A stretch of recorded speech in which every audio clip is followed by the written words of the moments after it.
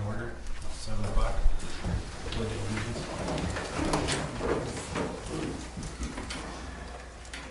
Pledge allegiance to the flag of the United States of America and to the republic for which it stands, one nation, under God, indivisible, with liberty and justice for all.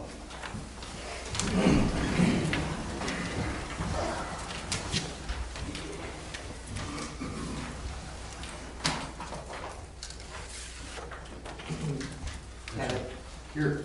Nicole. Here. Tom. Here. Bob. Here. Rod. Here. Comments from the visitors and the public? Gary? I called you, what I called you on Saturday about hauling on that road. Yes. So what was your answer to that? Because he's still hauling. He has a permit. He's not doing any worse damage to that road than the garbage trucks and some of the other personal vehicles. I can check it again tomorrow, keep track of it, but that's it. Well, and like I told you, he can come off 97 and it's shorter to where he's going. He doesn't even have to run a posted road. What he's trying to do is he's trying to not disturb the chip seal. And so when he comes in from, he's coming in from one way and leaving another way. And when he comes in and he does that, it's the right angle for that driveway, and he's going to back off. You know, he comes in off of Birch and when he leaves, he goes back off of Birch. Can we, what's the complaint? I don't know the background. Well, they're building that garage over there on Cayman. Yeah. And he's coming up Birch, and you're supposed to, or he should be running up to 97, coming in off of 97, the shortest non-posted route. Right.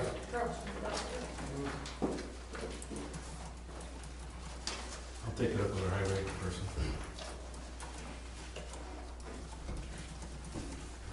Yes. Yeah, just before you approve your minutes, on your special town board meeting, you put in there that I advised the PC found discrepancy in acreage where the plat book and the CSM. No, the discrepancy was on the CSMs that the planning commission had gotten.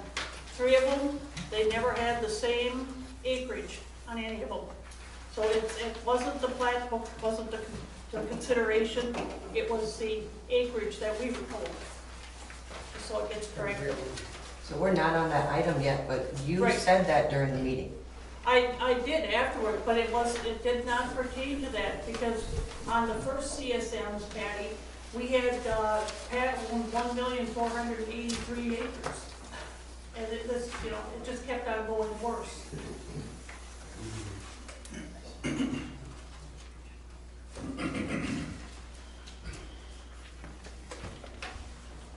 Thank you, Rob. Anyone else?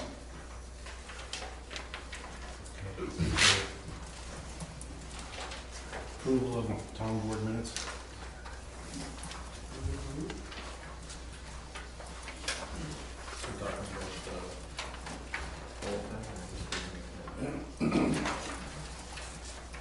May 10th.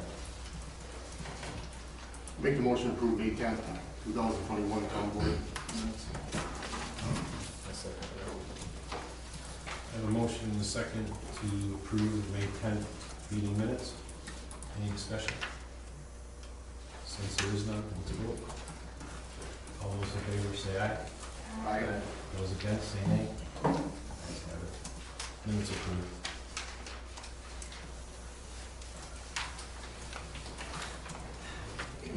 Approval of the special town board meeting minutes on June 2nd. I move that those minutes be approved. Wasn't there just a comment that they were incorrect? Or is that not? I wasn't at that meeting, so I'm just basing it off the comments that were said. So do we need to make corrections? Second before discussion. I need a second. Okay, I have a motion and a second.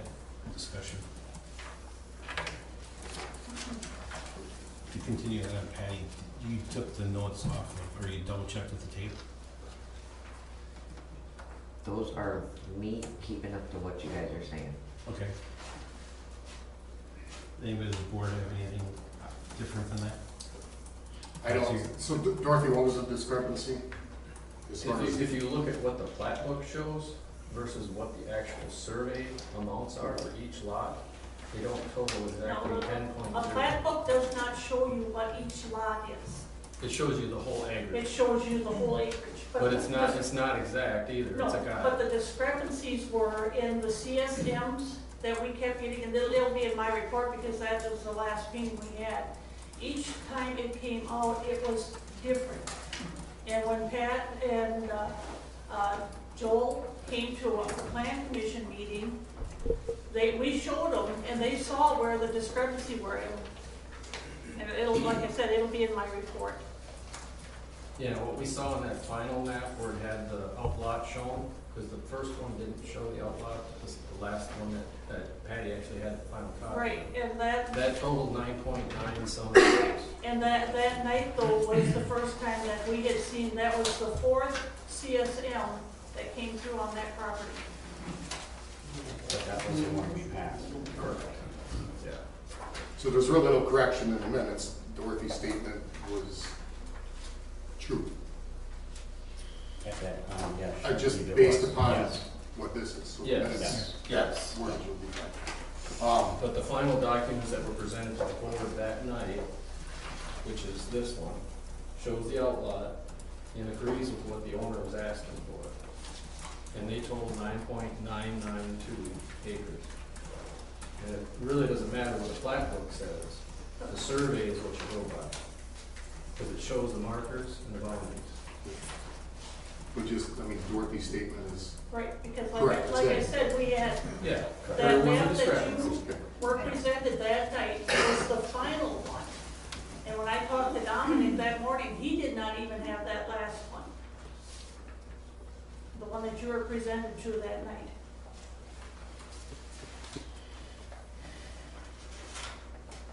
Well, that's not, yeah, But that's in not, our that discussion- discussion's not really part of this. Yeah, This but in is- our discussion, this was still good with the planning commission, as we understood it that night. With the changes to make sure that, Correct. that they. Because the shared outlot, if you want to see this, it has a shared outlot on the Right, map. and the fact that, you know, they're gonna, it's in the deed, they probably said it was gonna be in the deed, that they would all share that, so that it protects the town from having to go through a battle with somebody that doesn't have a driveway there. Correct. Yeah, the deed was supposed to represent that this is a shared lot between all three parcels.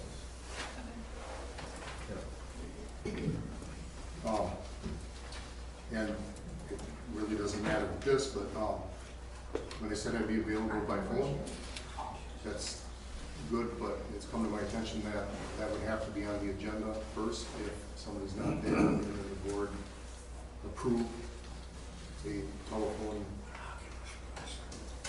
thing. Do we have to do it that night, huh? I believe that night off, Okay. As, at the beginning of the meeting. yeah. I mean, this is all good, just for future. Any further discussion on June 2nd's meeting minutes?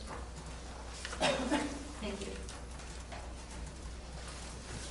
Let's vote then. All in favor, say aye. Those against, say nay. Ayes have it.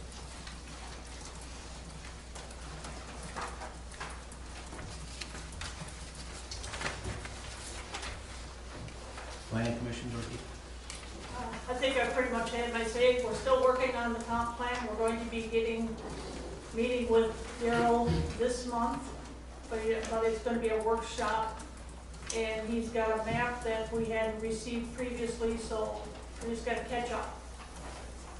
Still shooting for August to have our public hearing for the comprehensive plan.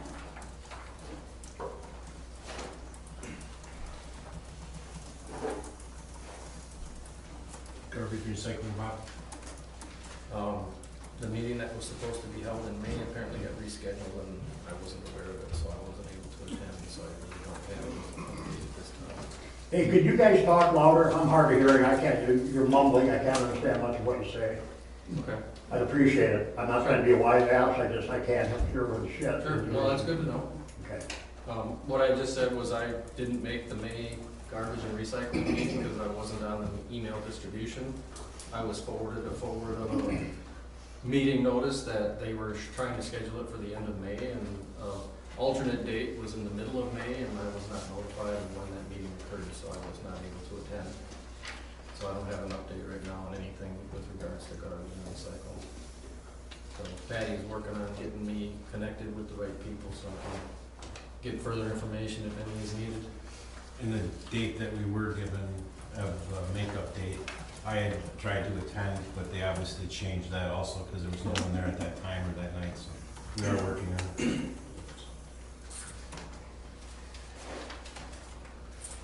Library, Nicole? So regarding the library, they are meeting now the third Thursday of the month. So this coming Thursday at 4:30 p.m. It used to be the first Monday of the month in the morning. It has now been changed. They did change our hours permanently on Friday at the library. They now close at 6 instead of 8. I was surprised that people went to the library on Friday evenings, but I guess they do. So they had a very slow number coming in, so they asked to change it to 6. The summer library program starts June 21st. The contract is still being worked on in McMillan. I'm hoping to have an update this Thursday when I attend. And masks are now optional, but strongly encouraged if you do go inside. Good deal. That's all I have for the library. Buildings and grounds, Kevin?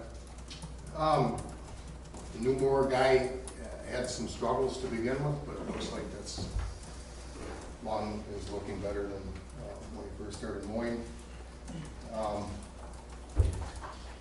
Rod rolled, we got just this done out here. Just the ball diamond, yeah. I brought my big roller down, it's sitting at the fire department. Rod was rolling and working on trying to roll the stuff. It's probably been 10, 15 years since everything's been rolled. No? No. Casey was doing it? Yeah. Yeah. Yeah, he did last year. Okay. Well, the ground's just wet and It is. once league runs. So. Stuff got tilled up. Volleyball court came down Friday morning, took care of the volleyball court. Rod and I took care of the area around the playground, tried to get the weeds out of there. When we were down here Thursday, Wednesday, Thursday, the residents that were renting the park for the wedding this weekend were doing weed whacking and weed pulling, trying to make it look better for themselves, for their wedding, for their pictures. We thanked them for that. Went through after the last meeting, took care of all the plumbing issues in the pavilion. Some of the fittings were just blowing apart, the toilet was leaking, so all that stuff's been taken care of. We'll talk to Debbie one night and find out exactly where we're sitting with Jimmy, with doing the rest of the hookups, and Patty with the gas line. Jimmy, Find out in a minute. Steenie, oh, you're talking Joe Steve. or Joe Steenie? Joe Steve. Joe Steenie. I went to school with Jimmy. Did you get more update on that?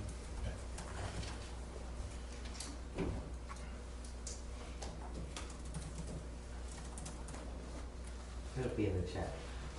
Okay. He was going to be coming through this week and getting the air conditioner hooked up. And then when the gas gets finally around, he will come back and take care of the gas. Because we don't know when the gas company's gonna get their stuff done, and so they're promising, but until it gets there.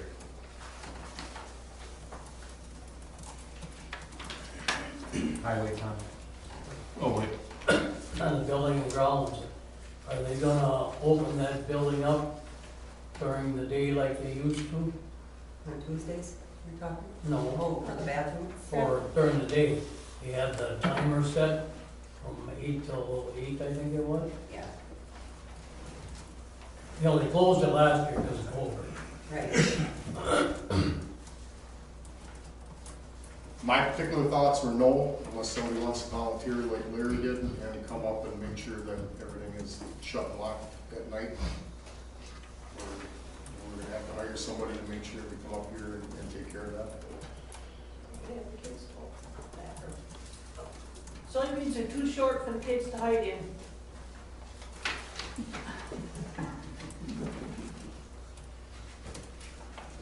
I mean, everybody Why don't you here's, guys all take turns? There's 5 of you. I mean, you residents, would you like to see it open? Sure, well, but I'm Yeah, just no, but I saying, mean, it's, well, you know, instead of hiring somebody, just take turns. yeah. You got 5 of you people, I mean, what the hell? The door always worked when the timer, you just have Danny O'Donnell come in and he will set the timer and it'll lock itself at night and open up in the morning. Was there ever any vandalism in that case in the past? Oh, we ended up picking up some pizza boxes, they had a party in there and, minor. Minor, okay.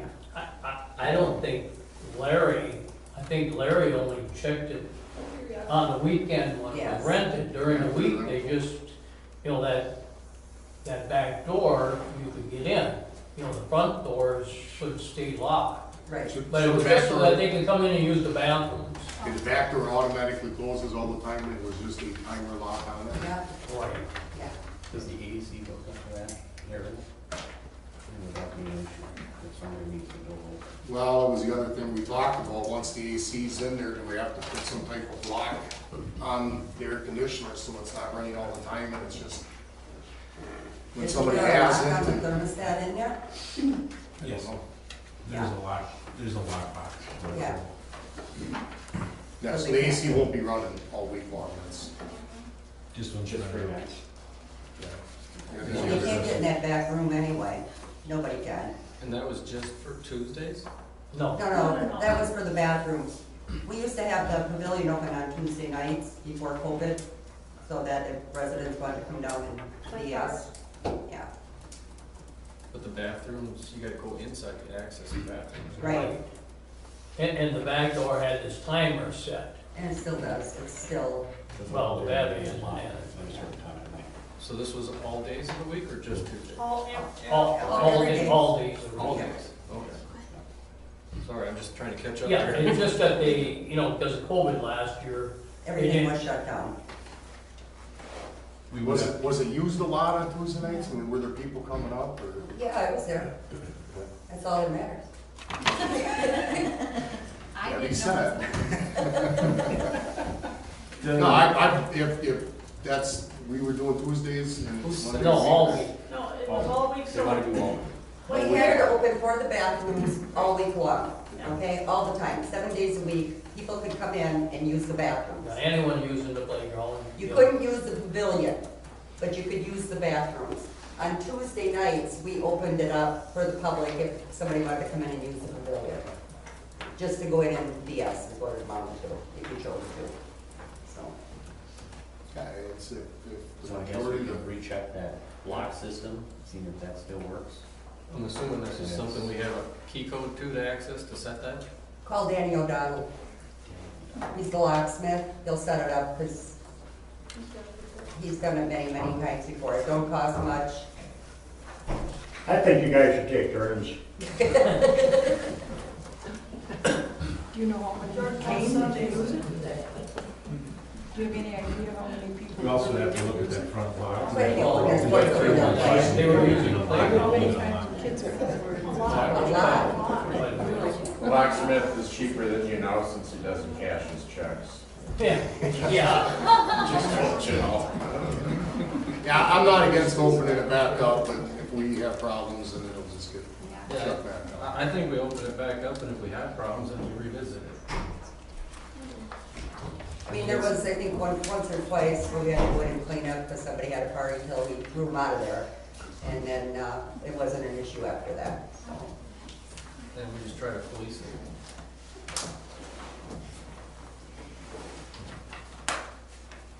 Need to do that in motion? No, it's okay, we just go back, Check into it. that's what status quo is, and we'll just get it done.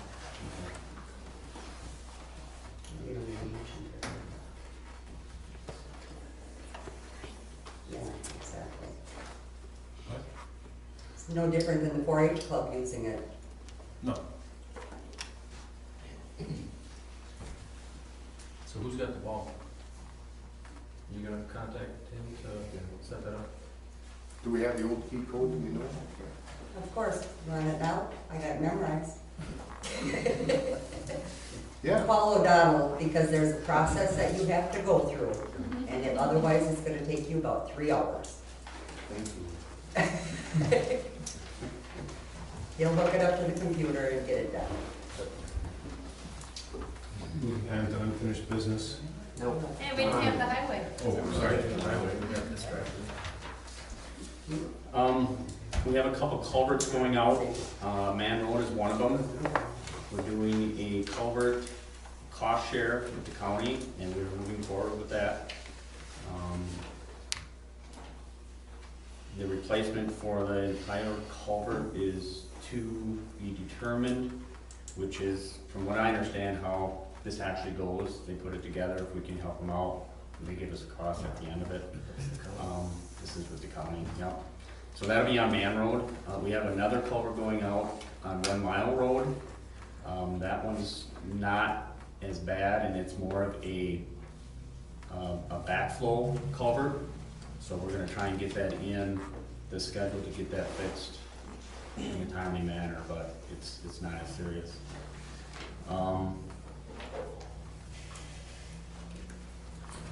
I had a call, the township had a call as to when the roads on, or the McKenna Avenue was going to be graded. And I didn't realize that we were in charge of grading that road. So I did some checking into it, and I'm still a little confused on the whole McKenna Avenue. I was in the office with Patty on Thursday and found some more information, and it does look like we are in charge of 850 foot of that road. I don't know what 850 foot. I think it's more than that. I think it's more than that. Well, from what I saw in the document, it was 850. Give Russ a And call. I want to go over it again because there's a lot of information in the 4 or 5 pages, and I just want to read it a few more times to make sure that we're correct. But it sounds like we are in charge of Right. doing some of that road. Whether or not, I don't even know how long that road is. It's So, not very long. What happened there was, the first 800 and some feet was approved years ago, but the township never took care of it. I plowed that whole road with a pickup truck. okay, Now, they agreed to accept that road, it's a half a mile back, where that turnaround is back there. right? But Russ has got a chip seal it within 5 years. Correct. And when he's gonna do it, I'm soon I hope, I'm tired of eating The dust. way I read this is that we took control of it in 2020 is the dates that I saw. And at that time, Russ had 5 years to chip seal that. Yep. This is the last document I read. So I'm guessing by 2025, he has to have that chip seal. But in the meantime, we do have to grade that and we do have to plow that road. That's the information that I found. So I just want to go through it one more time before I can give an answer on everything, to make sure I'm telling the right information. But that's the way I understand it right now, as it sits. Yes. The fire department does have a concern about that road, because that turnaround is not big enough for any one of our fire trucks to turn around on. That was a question that I had too, because I did drive out there and I just have a bigger Ford truck, and I did back into that. And at minimum, I would say that we would have to put more road base over the top of that culvert because it was pretty thin there. I don't know on a wet day if I would back in there with my truck. Yeah, none of our fire trucks are gonna be able to turn around in that turnaround zone. We're gonna It's have actually just a something. backup, all it is. Yeah. We, Right. we have no way to turn around. So I don't know, I did read, in September, I can't remember there was somebody mentioned that was supposed to go down and make sure that the turnaround was proper for the fire department. That was me, and I never said yes to that, Correct. and I said. There we was would not be nothing able to. stated that it was or not, so, There's no way we can turn around on that is one question that I have, yes. I believe Rod went down there and you were with Russ and told him what he needed to set up down there when he originally put that in. I never drove down, I never was down there with Russ. Okay. That is a 40-foot wide culvert, so that shouldn't be a problem. I think the width is okay, I think the depth of the actual turnaround is the issue. I don't think it goes back into that The field. garbage truck turns around in there. But we have trucks that are longer than I- a garbage truck. I think it's an issue that we should look up and follow up with. Well, doesn't Pat turn around down there, and whatever turnaround there is?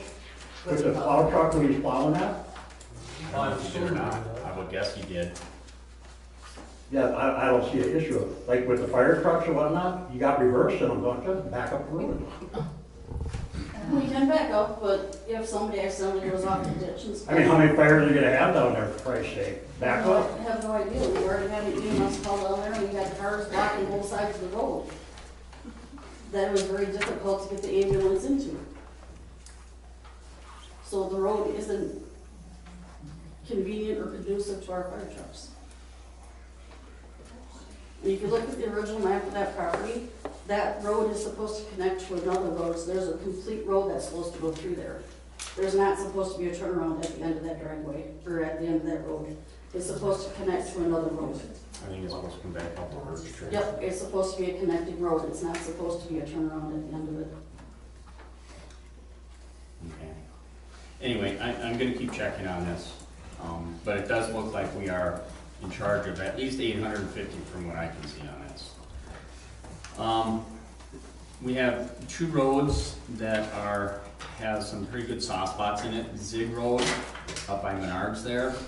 The bottom portion of that road, I guess it would be the far east side into the cul-de-sac, is pretty soft, and I am getting prices from American Asphalt to see what it would take to repave that and dig up the soft spots.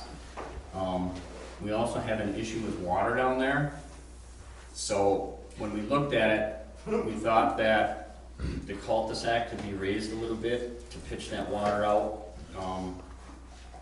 So anyway, this is supposed to be in his bid. He has, as of today, he did not have that done yet.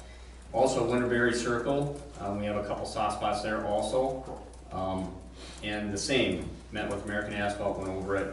He took measurements, and he's gonna get a price back for those soft spots. Can I ask a question? Yes. Don't we have to put bids out? Like, we can't just go to American Asphalt, can we? No. No. It's a starting spot. I just wanna see what it's gonna cost. Okay. We don't have the money for it right now, I don't think, so I'm just exactly. Oh, no, I get it. I'm just asking because I didn't know. Dust control,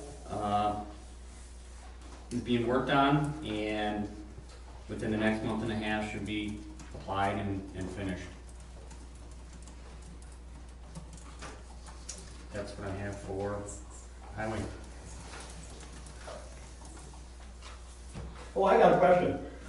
The Stott Street Bridge, when is that happening? I was supposed to be started about a month ago already, wasn't it? Yeah, the state's running that, and they. You gotta talk louder, I'm telling you. The state is running that project, and at the Wisconsin Town Association's meeting at Country Air last month, they mentioned that has been delayed because of issues with getting the bid done and. Some issues with what? Getting the bid done and the bid out and scheduling the contractor and. So when are they gonna do it? Did anybody say? I believe it's August 22nd, I believe. Hey, you're just in time for school, huh? Yeah. Well, it's not our project, it's the state's, so. Yeah, my notes from that meeting just said sometime in August, they didn't have a date.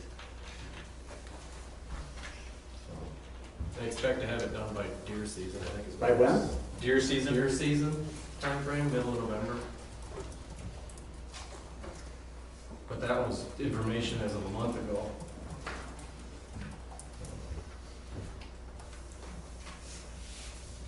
And that meeting too, Jim did mention that 153 has officially hit the list, but no time frame when 153 is gonna be done, so.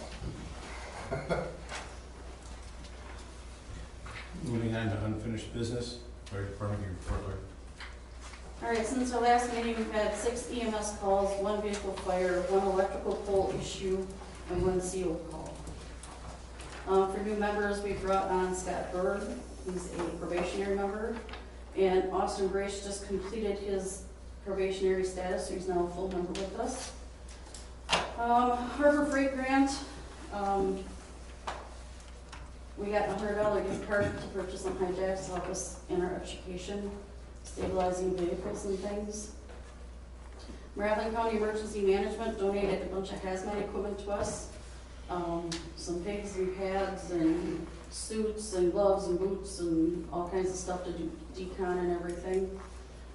DNR grant I have completed. The total amount is $4,841.28, and our portion of it is $2,420.64. What's that for? Oh, I need to answer that. It is for 2 radios, 2 pagers, a jacket, some gloves, and a leaf blower.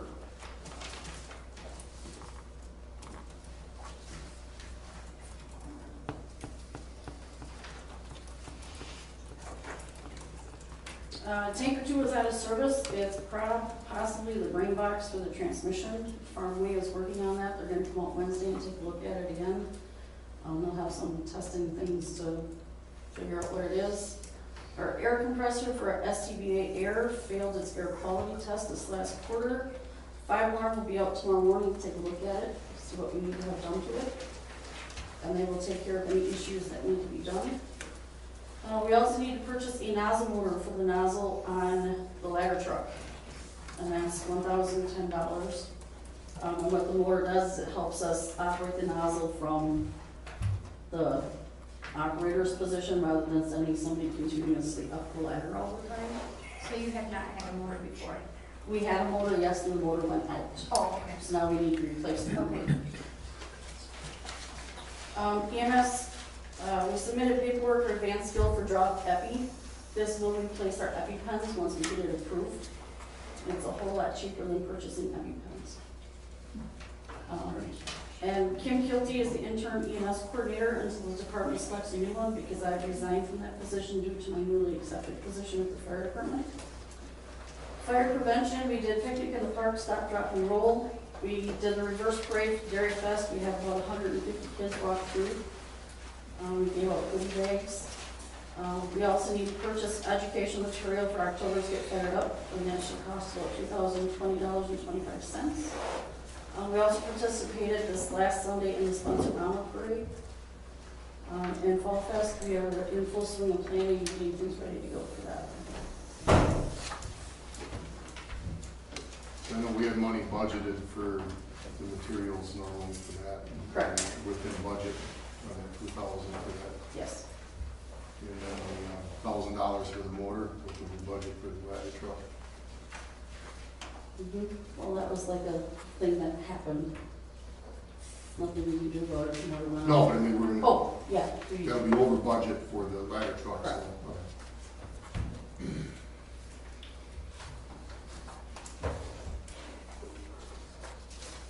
Hey, I have a question. How does this first responder thing work? Every time there's a 911 call in the town of Millen, does the first responders respond? Correct, yes, Every time? yes. Okay, the reason I'm asking is our neighbor down the road, Dennis Manthe, they had premature twin girls. When they got them home, one of them stopped breathing when they were feeding it. They called 911, and my wife was talking to Dennis afterwards, and the kid was okay, didn't croak. And she asked, did the first responder show up? And he said no. How long ago was this? Pardon me? How long ago was this? What, a month ago, maybe? Maybe a month ago.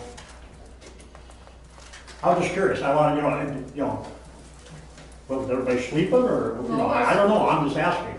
Yeah, he said that they were having problems with the 2 little ones because when they were eating, they forgot to breathe because they were so tiny. Okay. And they called 911 and he said the ambulance took 6 minutes to get there. I said, were the first responders there? He said, no, they never showed up. I'll have to take a look. If you can give me the address, I'll have to take a look. It's right on the corner of Felton and E. Ralph Felton's old place. Felton on that side, Roman Road is on this side, Dennis is right in the center, on E. I don't know houses by people's names. You should get better acquainted with the town of Milton. He's Yeah, right but on I the corner mean, of I just, Belton. if No, I'm not somebody, trying to be a prick about nothing, I if just want to somebody could know. get me the address, I can look it up in our records. I can't do anything about it until I get an address. Well, it's for Dennis Matthew. I don't go by names, I go by addresses. I don't know what it's Get a phone book. Well, if somebody could just provide me with the address, I will look into it and see what happened with it. If we did have somebody, if not, I will look into why we didn't. The other thing to remember with our first responders is that we do have a limited number of them, and if there is no one available, working out of the area, there won't be a response. And that's the reason that we do not run our own ambulance service. That's why we contract with Marshfield.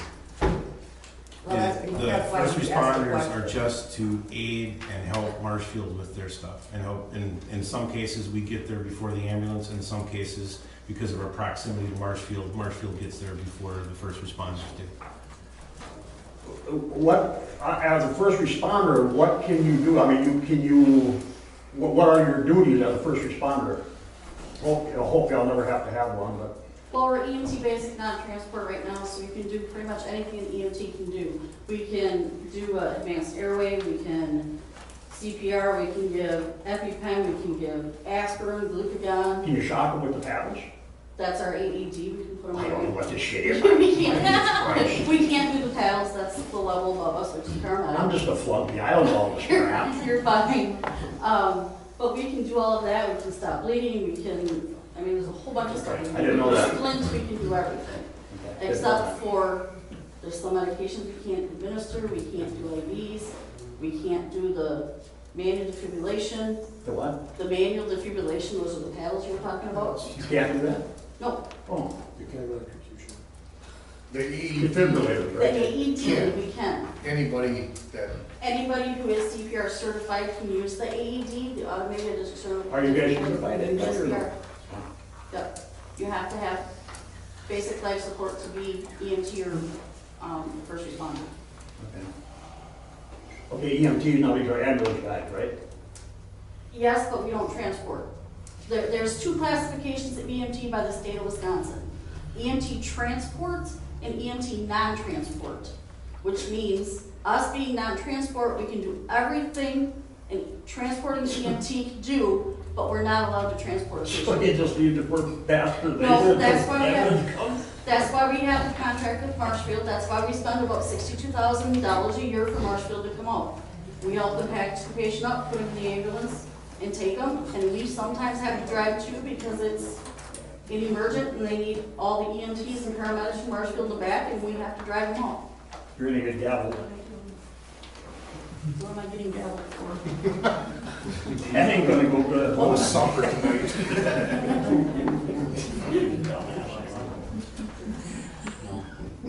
Are we good so we can get back to I just want to say thank you for filling out the grants. You're welcome. Thanks for answering that question, but You're welcome. moving back to your report? I believe that we need a motion for the POs because they're over $1,000. Correct, Betty? PO 57 is access truck parts, that's your ladder one, yes.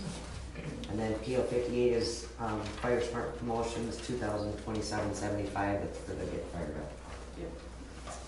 And then the, GNR grant. No, we're not there yet. No, that's the next, that's We'll number do the 2. PO first. Oh, okay, got it. You need it.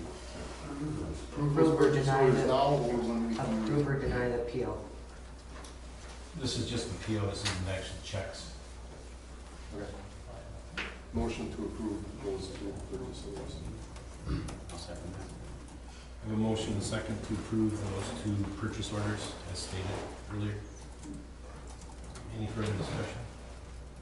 If there is none, all those in favor, say aye. Aye. Those against, say nay. Ayes have it. Purchase orders approved. Now we can move into the grants, Lord. The DNR grant. I guess I need approval to send that paperwork in. It's not due until June 1st. I was asked to get it all filled out, so you guys had dollar amounts. July. July 1st, sorry. I thought the DNR grant, we didn't have to because that wasn't a 50/50 grant. It is a 50/50 grant. This one is? Mhm. And what's this one for? This is the- Jackets?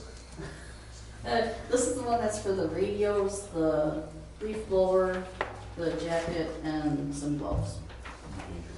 So where does the other portion go? It says our portion is 24. The state pays the other portion. Oh, okay, got it. Okay. What's the jacket? It's a larger size, wildland firefighter jacket. We have one person who's a larger size that I didn't have to fit. And I have to outfit all my firefighters with the appropriate fitting gear, and that's what that would be for. A question or comment? Kevin, on the grants, they have to be brought to the board because the chair is supposed to be signing them.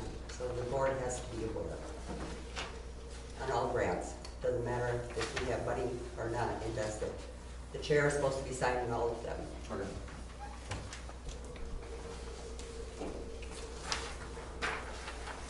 Make the motion to approve the grant. I'll second that. A motion second to approve the DNR grant. Any further discussion? All those in favor say aye. Aye. All those against say nay. Ayes have it. Grant passes. Good I'll luck. have that paperwork for you to sign tonight. Okay.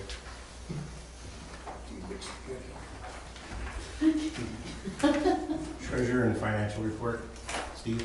The accounts reconciled, and I would point out to the attention of the board that the checking account is carrying a negative balance. I made a mistake a month ago, and we were NSF for a period of time. It's gonna cost us about $200. Well, it has cost us $200. So it's corrected at this time? Yeah. And we don't owe any more? No, we're done. And we still got reserved for the bridge, $212,000. And that we still have not gotten there, final cost for us to begin with, because they're going up. Yeah, like I said, the bridge was higher, gonna cost more than initial. The initial was 176 and the final came in at 202. And I think we had 210, something like that, which I suppose with interest it adds up, so. Never mind my statement. We're good. Can you approve that report? Just give it. Motion to accept the financial report. Second. I have a motion and a second to approve the treasurer's report. Any further discussion? Since there is none, all those in favor say aye. Aye. Those against say nay. Ayes have it. Treasurer's report approved. Patty, your reports, please. So the notifications and correspondence, you got a thank you card from Leon Schneider family. Wheat Energies, he sent a reminder that if we damage their lines, we should call them. CPZ issued sanitary permit and a zoning permit for properties, 2 separate properties on E. They completed annual inspection for the non-metallic mine reclamation permit for Earth. Earth's got to follow up with that. We were just copied on it. There's a new address issued on 97. I don't know what the board wants to do with this, if you need it on. After adjournment from the board of review, the assessor gave us a new contract. His original contract was approved for 3 years. He gave us a new one. Either you sign it tonight, if you don't sign it tonight, then it goes on as a separate agenda item next month. And he also mentioned that we got an ag use penalty for 3.96 acres. Penalty? Could you explain it We all? get paid, Oh. we get paid the penalty from the landowner Oh, for not utilizing it compared to what it was Oh, zoned. where is that? Huh? Where is that? 3.9 acres.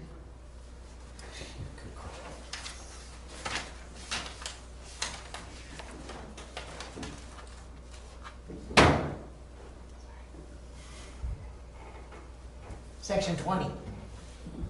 That don't count. I give you a parcel number. I don't have an address. It says location, address, parcel number. Is it off 97? Huh? Is it off Highway 97 that you know of? That's section 20? Thing, well, good luck. All I can tell you is what the section is from this parcel number. I can't tell you what the rest of the numbers mean.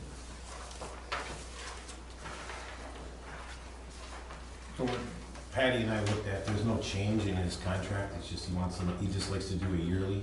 Does the board want to see it next month and vote on it that way, or are we good with just doing it in her report? I'd be kind of talk about it at the board of review, he's not, there's no more money, it's just No, absolutely nothing has changed other than the board. So this contract would have Rod's signature compared to Debbie's. no, we're good doing it tonight. Yeah. Okay. So your checklist is checks 18384 through 18420, and electronic fund transfers 2021-29 through 33 in the amount of $54,573.01. This includes a payment to We Energies for the installation of the gas at the pavilion, which was previously approved, and we wrote a check, but they applied it to our utility accounts and not the installation because apparently it went in the wrong color envelope. So that's included in your checklist, and you'll have to sign another document for that just because it was already approved. Okay.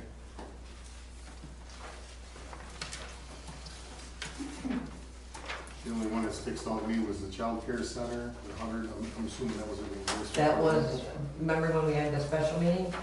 That was the preschool graduation.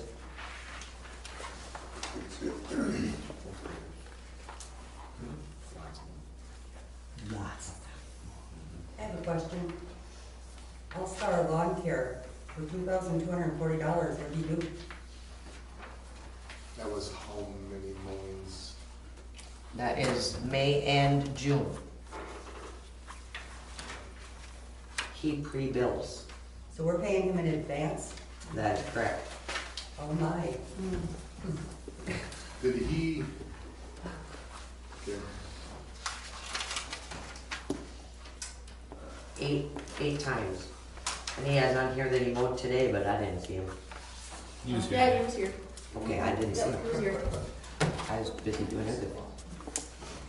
You have that, his expectation of the contract that he dropped off or something? That was his bid.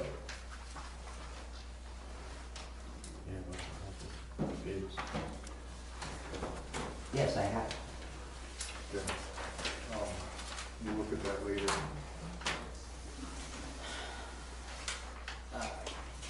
We can't pay in advance for services, we don't have that.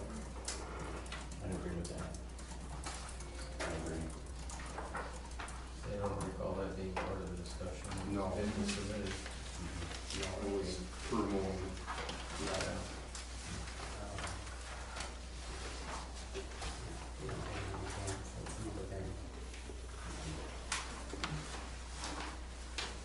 Do you want that check pulled? Is there a way that we can reissue a check or approve a check tonight for him for at least what he's done? So he just have to wait another month for what he's already done? You have to include Yeah. it in the motion. Rod, you had two conversations, so Yeah. you were talking in media. So what was the, do you have his invoice that he gave?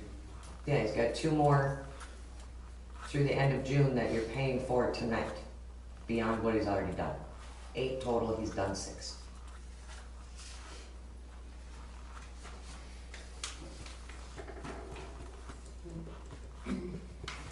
Not in favor of paying in advance for it, but I think we just do this, I will contact him tomorrow and it's gonna be.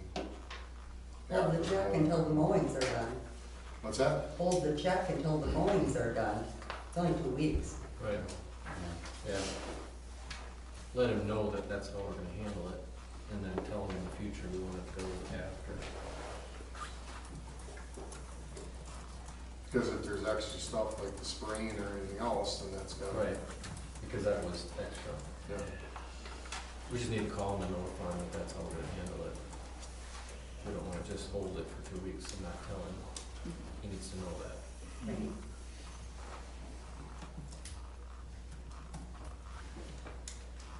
Of course, we mailed this probably never.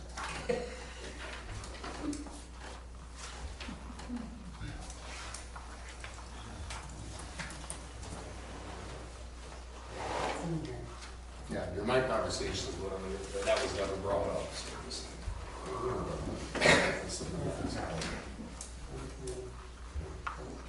He did catch that up front then? Yeah. Okay.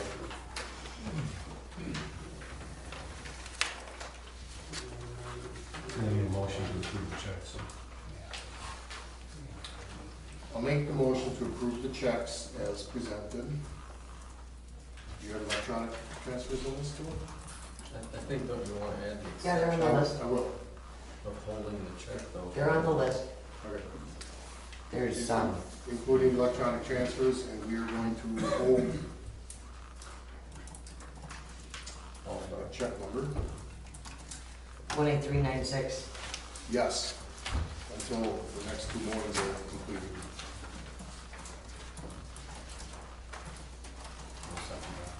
I have a motion and a second to approve the checks with those stipulations.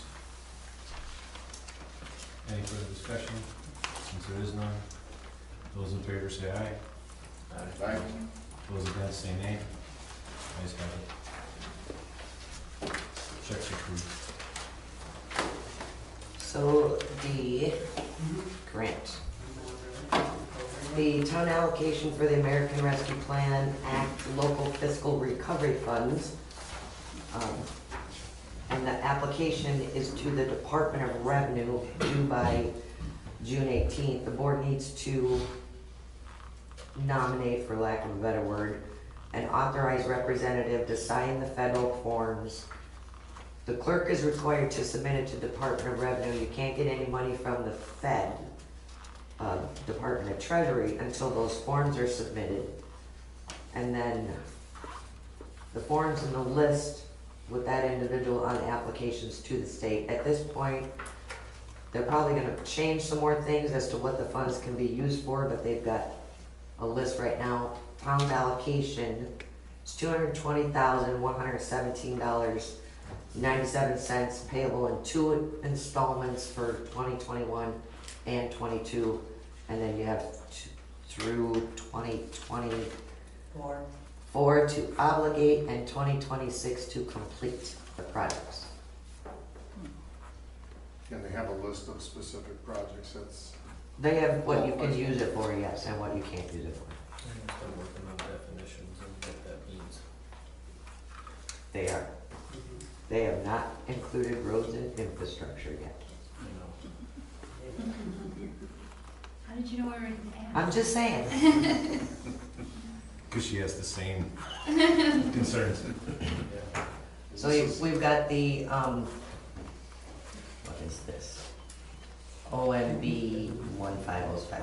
So you have to physically submit the forms electronically, but we have to designate who the authorized representative is. Correct. I nominate Rod Bauer. I second that.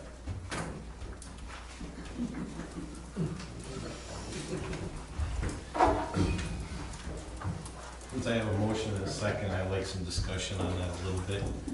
Not that I'm diving out of it, but I had talked to Patty earlier in the day, and she thought that it would be easier if she was, for the pure sake of then she's the contact person for the state and the feds, so that, and she will have all of the numbers and be able to give them.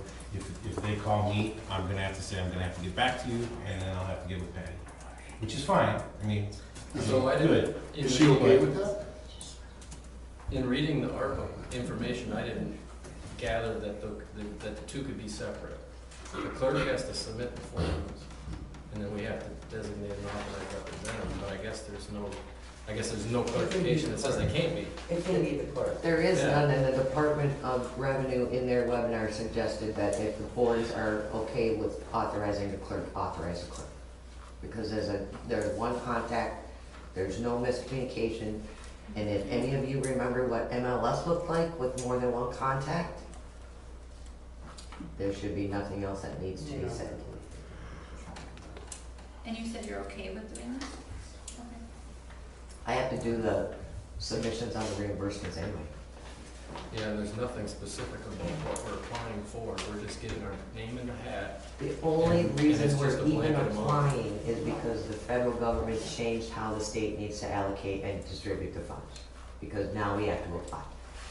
And you have to make a decision tonight because we've only got till the 18th to do it. Now, does this tie back to the DNS issue that we have, where we have two different numbers? It does, but we're using one number and we're working on the other Okay, one all right. to like, make it go away. Okay. I would designate Patty, simply because how many of you know how to fill out federal forms?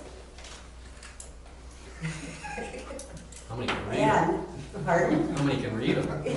Oh, I can.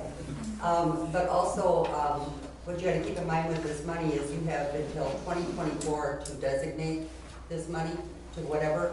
They're gonna change that 15 times in that process on what you can use it for. So that would be one where you sit back and wait. So. Hey, I got a question about these checks.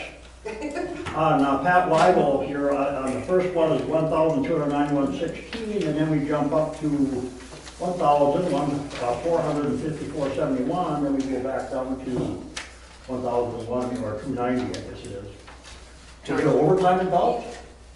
Hang on to that question, please. They're in the middle of the motion on the grant. Oh, I'm sorry. See, everybody mumbles and talks so quiet except you, and I don't know what the hell you're doing. We'll come back to you.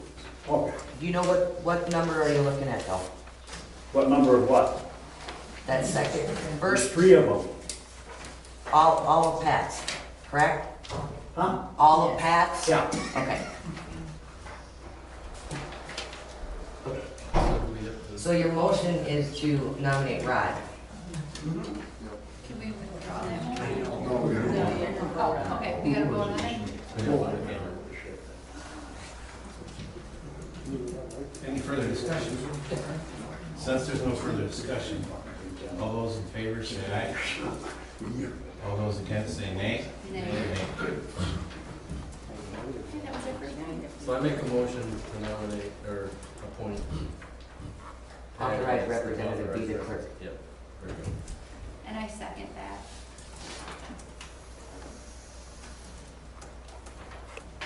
Since we have a motion and a second, any further discussion? And I know, Nicole, you've been watching this like a hawk, which is a good thing. And you can call Patty anytime on that. I mean, I try to keep it like once a week or whatever, but, or you can have Patty keep you up to date on changes as she gets them, email them to you or whatever, so that you can, I mean, just because Patty's got it, doesn't mean she has to, you know, have to wait for meetings for updates on it. Any further discussion? Since there is none. Do we need to talk about the LFRF grant? That's the same one. Oh, it's the same one? ARPA is American Rescue Plan Local Fiscal. I thought they were two separate, so thank you. You want free money? With your vote. Since there's no further discussion, all those in favor say aye. Aye. Those against say nay. Ayes have. Another gift that keeps giving. Okay. Gonna go back and do George's question now. Yes. George, What? your question on Pat's Did check. Pat get overtime? So I asked. Because there's 3 different, well, the 2 checks are about the same, and then the one is about $150 higher or whatever. So that middle check, the 1,454.71, that had like seven hours and some odd minutes of overtime. The other 2 had minimal, less than an hour. Why would you have 7 hours of overtime during the summer though? Well, that I can't answer. Well, somebody should answer that though. I'm not bitching at you. Nope. Who's in charge? Not me. You look Christ, don't just sit there and look at me. Who's in charge? I mean, somebody's got to authorize this. You can't just let them go and have overtime all over the place, can ya? I mean, we're all paying the freight on this. When things come, I would not know what came up that time, but I know Well, Pat you should watches, know. Pat watches his overtime very closely, but we do not expect Pat to give us a call and tell us, hey, I've got to grade another hour, or I've got to do this another hour, or there's something else going on. He's allowed to watch himself and police himself, and to this point, he has been policing himself very well. So we will look into what the exact reason for that was, George, and we'll get back to you. Yeah. Normally in the summertime, there is nothing, and I don't know if that is the week that we received granite or not, but I know that he did spend a lot of time with the granite, or the base course, excuse me, correct terminology. I know that he ended up, because that has to be graded down after they get done dumping, so for safety reasons, so I know he had overtime on that day. I understand his end of it. I mean, he comes from a farm, so he knows how to milk stuff out. But, you know, we're all taxpayers, and to have somebody during the summer, during the winter, during snow, I understand that, not a problem, but during the summer, there ain't no way in hell you should get overtime. Plain and simple. Unless there's like a storm and that type of thing. Like I say, without looking at the calendar and stuff and figuring it out and asking Pat what he did during those hours, I don't know right now. But you're gonna follow up on it. I will follow up on it. Okay. Don't email me, because I don't have a computer, so. You got a question, Matthew? Pat had been real good on, if he got overtime, he was taking time off the following days or whatever to keep overtime to a minimum. And I know he was up here when the tanks were leaking that one night after hours that I just happened to, and that might have been that. That might have been that week, but I don't think it was 7 hours, but probably an hour or two. He had been real good at keeping his hours before.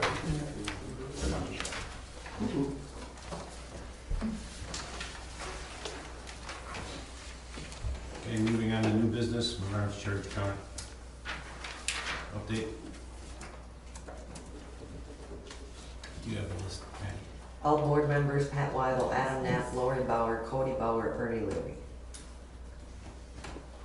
Those are the names that we're looking at for changing for the Menards Church account.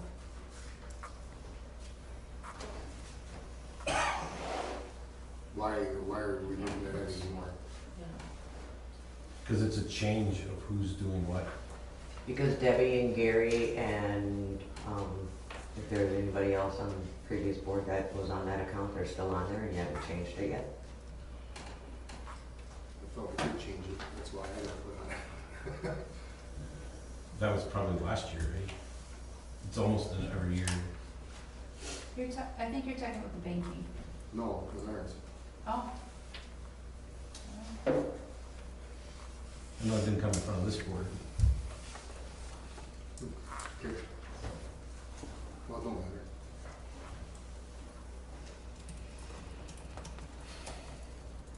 Motion. So you want all board members? Yes. And we're adding, Are you on? So Yeah. Rod is still, is on it, but you're gonna add. I was off for, but You yeah, were. okay. Adam, you're gonna update your Menards charge account for all board members, Pat, Adam Knapp, Lori Bauer, Cody Bauer, and Ernie Leary. How much money are we spending at Menards? I had 3 trips down there for about $20 that one day. Yeah, you had $20, what's? Is it not that, it can't be that important that I can't wait to find whoever has the account? $32.01 was the check. And that was. We don't need 10 people on the account, in my opinion. That was the park and Pat had something. I can see 1 or 2 people. Well, realistically, Bob, what would you need to be on there for garbage and recycling? And Nicole for library. It makes no sense. And if you've got Pat and Rod, that should take care of the township portion of it. And Adam, and maybe one more for the fire department, then that should be good there. Yeah, that makes more sense. And keep Kevin on Kevin, Yeah. And what about, why was Ernie Lurby on the list? because he's buildings and grounds for the fire department. Oh, he is, Ernie's okay. Yes, he is. Oh, okay. And we gotta add Cody to it because he's in charge of all the maintenance on our equipment. And he may have to go and get some bolts and whatever he needs to do to fix it in-house versus sending it out to have someone fix it for us. And that makes sense. So you have a couple for the fire department, and you got Kevin and Tom, Tom, Rod, Pat. I put Patty on there so she can do some extra running too. it. She asked to be removed for that same reason. I've never been added, thank you. And then we She always just have the threatened. chief and assistant chief on, so if the chief wasn't available and someone was up there working who wasn't on it, then 2 officers to get a hold of, so we'll get something for Here, her. you got Rod. So how many are we talking now again? Are we back up to 10, even after taking us 2 off? Kevin, Tom, Rod, Pat, Cody, Ernie, Adam, Lori. What, is this all just for the fire department? No, Or for everything? Everything. Everything. Kevin, Tom, Rod, Pat, who, and who? Cody, Ernie, Adam, and Lori. Okay? Who gets the 11% rebate? Tom, A clerk. Sounds like a plan to me. When you call me about that, send a rebate. You don't have an email, I can't send it. I have an address though. And I should probably know about waiting for it. I've seen pictures. Ask Donnie Swenson. I don't need to, I've seen pictures. That'll be my motion. Was that a motion? Yes, that's a motion. I'll second that. I have a motion and a second to change the people on the Menards card. All those in favor say aye. Aye. Those against say nay. Ayes have it. Liquor licenses. You want to do these together? or- No, do them separate. Okay. Belvedere Supper Club, all the application paperwork and the payment's been received. There's been no contact from any vendors for the publication, so approve, please. Motion to approve I second, Belvedere Supper Club liquor license. I second that motion. Any further discussion? All those in favor say aye. Aye. Those against say nay. Ayes have it. Belvedere is their liquor license. Resource Recovery Team, same thing, all application and the paperwork, payment's been received. There's been no contact since publication, and motion to approve, please. Make the motion to approve Resource Recovery Team liquor license. second. Motion and a second. Is there any discussion? Since there's no discussion, all those in favor say aye. Aye. Those against say nay. Ayes have it. The other license also. So the picnic license and the waiver of fee for the Fire Department Fall Fest, I do not have the application at this point, so my suggestion is to table that till next month. We still have time. Motion to table. Second that.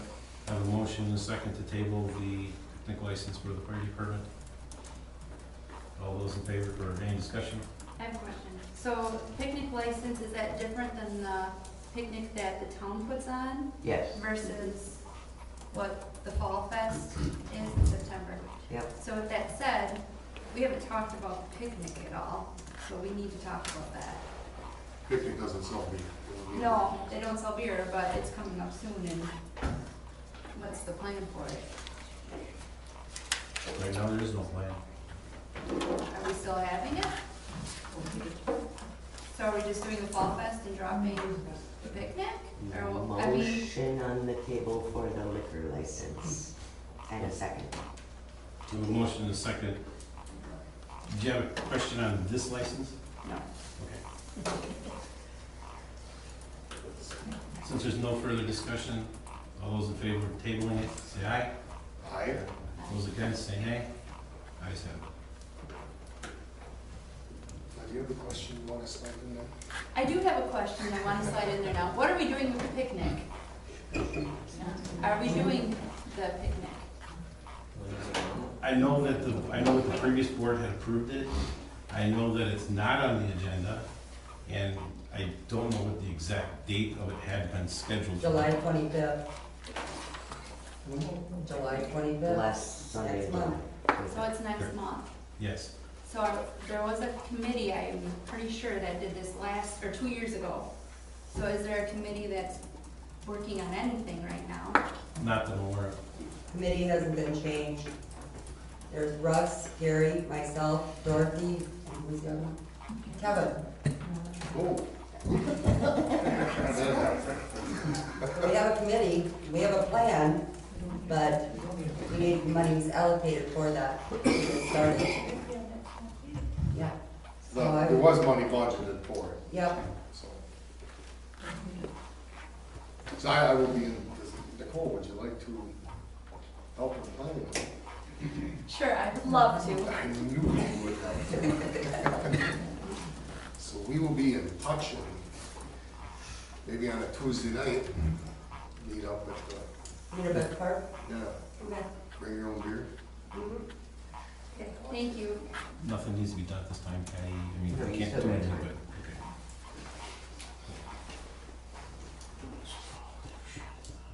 So did you get an answer or no? On this picnic, what's the deal? Everybody talks about it, they're whispering for Yeah, whatever next reason. month's agenda. Committee's gonna get together and the schedule is still the same. Oh, June, okay. July 25th. That's the official. Hey, do them microphones work or are they just for show? Right now, they're just show, Just for show. They're not on, are they? not right now, no. Really? Next You month, put we'll in have 4 more, and you can sit and look at them. number 12, Cattleman's Drive. We were called out to some damage on the road, Cabot Drive. Drove out there, looked at it. There is a resident putting a driveway in off of Highway E, and he has attached it to the end of Cattle Drive. I have a comment. Yes, First of all, you have the wrong road name. It is not Cattleman Drive. it's Cattle Drive. It's Cattle Drive Lane. So I don't know if you can even talk about it tonight because on your agenda, you have it listed wrong. You don't have the name correctly on here. On my notes, it is Cattle Drive. I live on Cattle Drive Lane. And I know exactly where you're talking about. Okay, And I'm surprised you got this far on the agenda with the wrong road name. Just a clerical error. It's up to you. It's up to you. I don't have anything from him, like we talked about before. okay. You wanna table it till next month? Table it till next month? Table till next month then. Well, you still I mean- elaborate and inform us what's. There was damage done to the road, approximately the last 200 feet. There were a couple soft spots that came up. He was running loads of road base, whatever he was putting on his driveway, I'm not sure. And we got 2 soft spots. Talked to him, he said he is willing to fix it. I'm not sure if we can allow him to fix this. I did ask him if he had insurance for his equipment, and he said he did. He would get us a copy of that. We have not received anything as of yet. I'm thinking we're gonna end up doing the repairs ourselves and billing, but we're not sure. He's still, So Judy, this is all he's still going running, behind you? he's still running full It's the too. last half mile of Cattle Drive Lane as it runs into what formerly was Herb Lau's property. Yep. That is a township road that you have owned since 1918.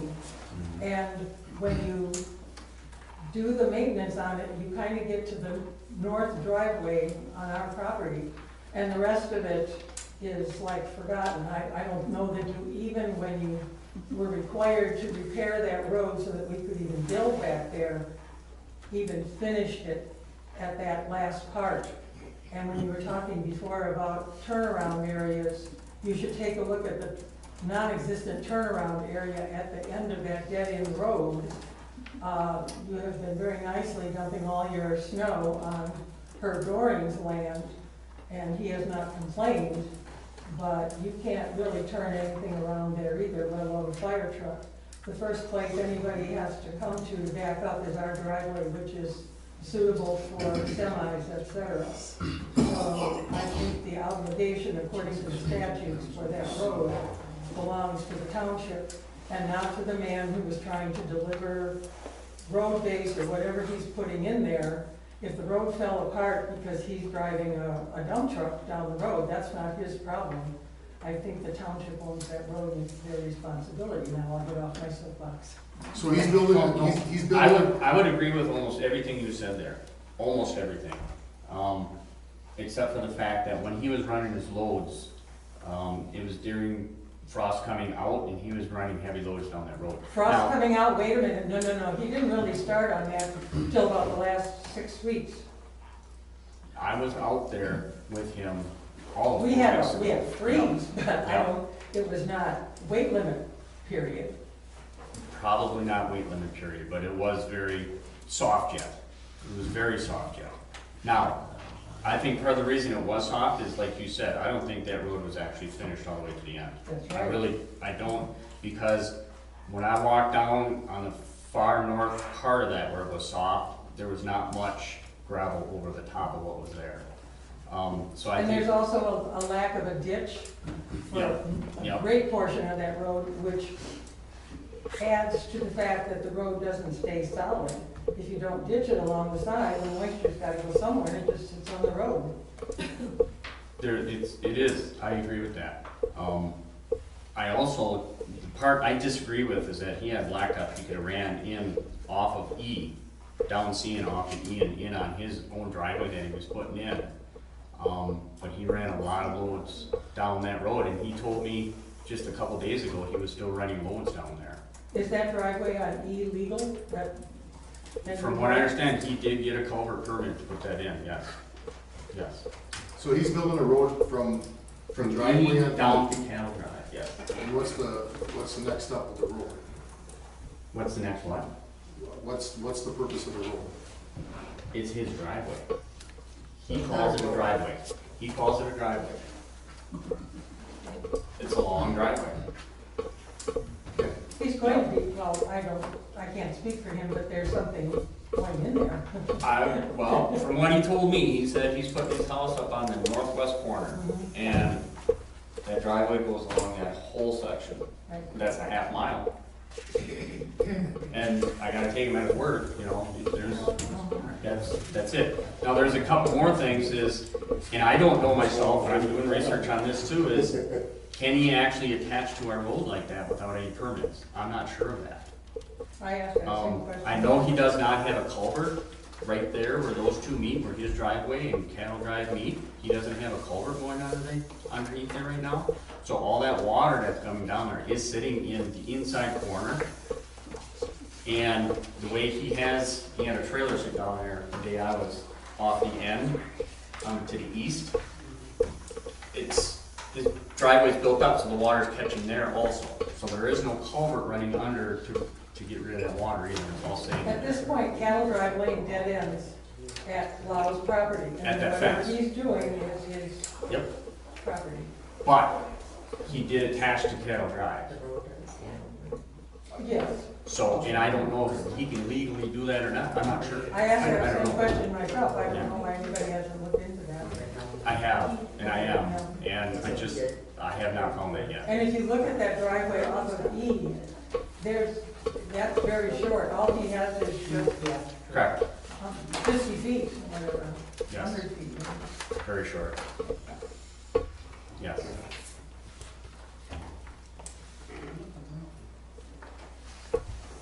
It's not that we're building a road and all of a sudden there's gonna be a subdivision and this is what it is, because then it's gotta be built to That's specs to It begin may with. be, That's common. maybe. It's a big driveway. If it's not built to specs to begin with, then there's no road specs anymore. And that's what I would question, I really would, just like she said, I thought they just kind of put some gravel over it because it was a dead end, and seriously, I don't think it was built to spec. That's my my opinion. speculation.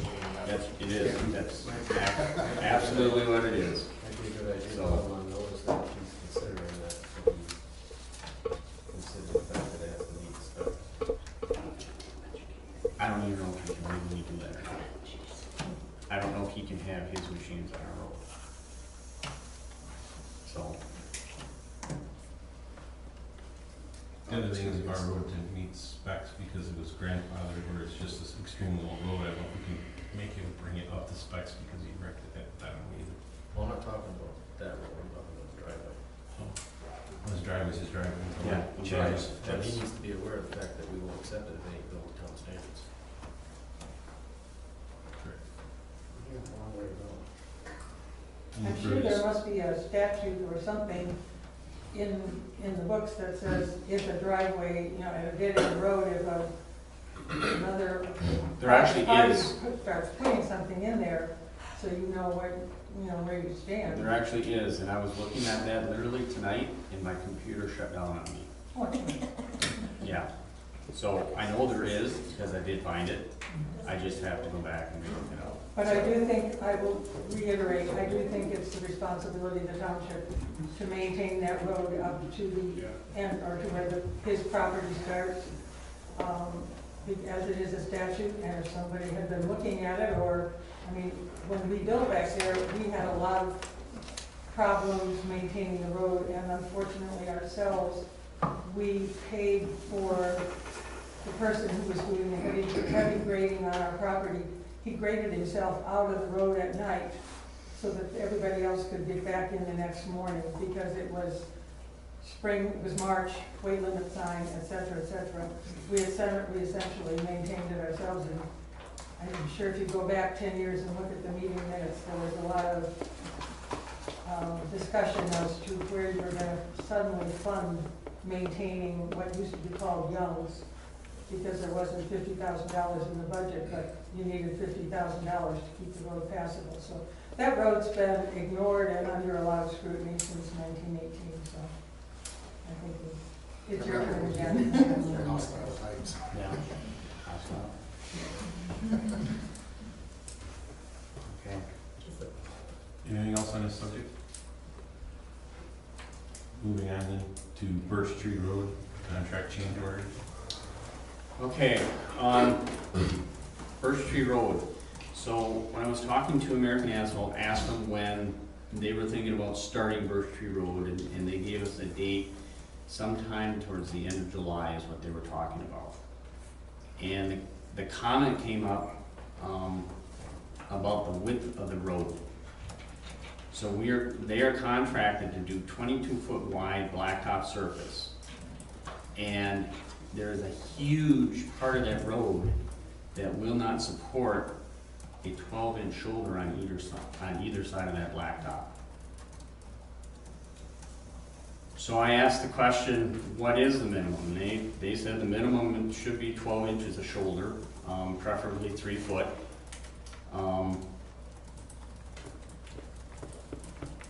I really don't know what to do, and that's why I'm bringing it up, because they're gonna be blacktopping this in July. And I honestly don't think we can get a 22-foot blacktop road on there in probably a third to a half of that road. I mean, it's the middle section. So I went ahead and I asked them to give me a change order for a 21-foot road, but the problem I have with that is that now we're changing, or are we going to change, the future people putting roads in, saying that we put 21 in over there because your ditches were too narrow, so why can't we do that here? Are we setting precedents? You're using it, you're working on a town existing road right Mhm. now, Right. okay? New construction of a road, we've got the ordinances for that. Okay. That's totally different. Okay. So, yeah, you might be able to go down to what, 21 feet? Is that what He you're said looking at? 21 feet, and then the majority of that road will have a 12-inch shoulder. Uh-huh. There's gonna be a stretch in there. It's gonna be a smaller stretch, but there will be a stretch that'll have someplace between 8 and 12 inches on either side. And they'll live with it. What stretch is that?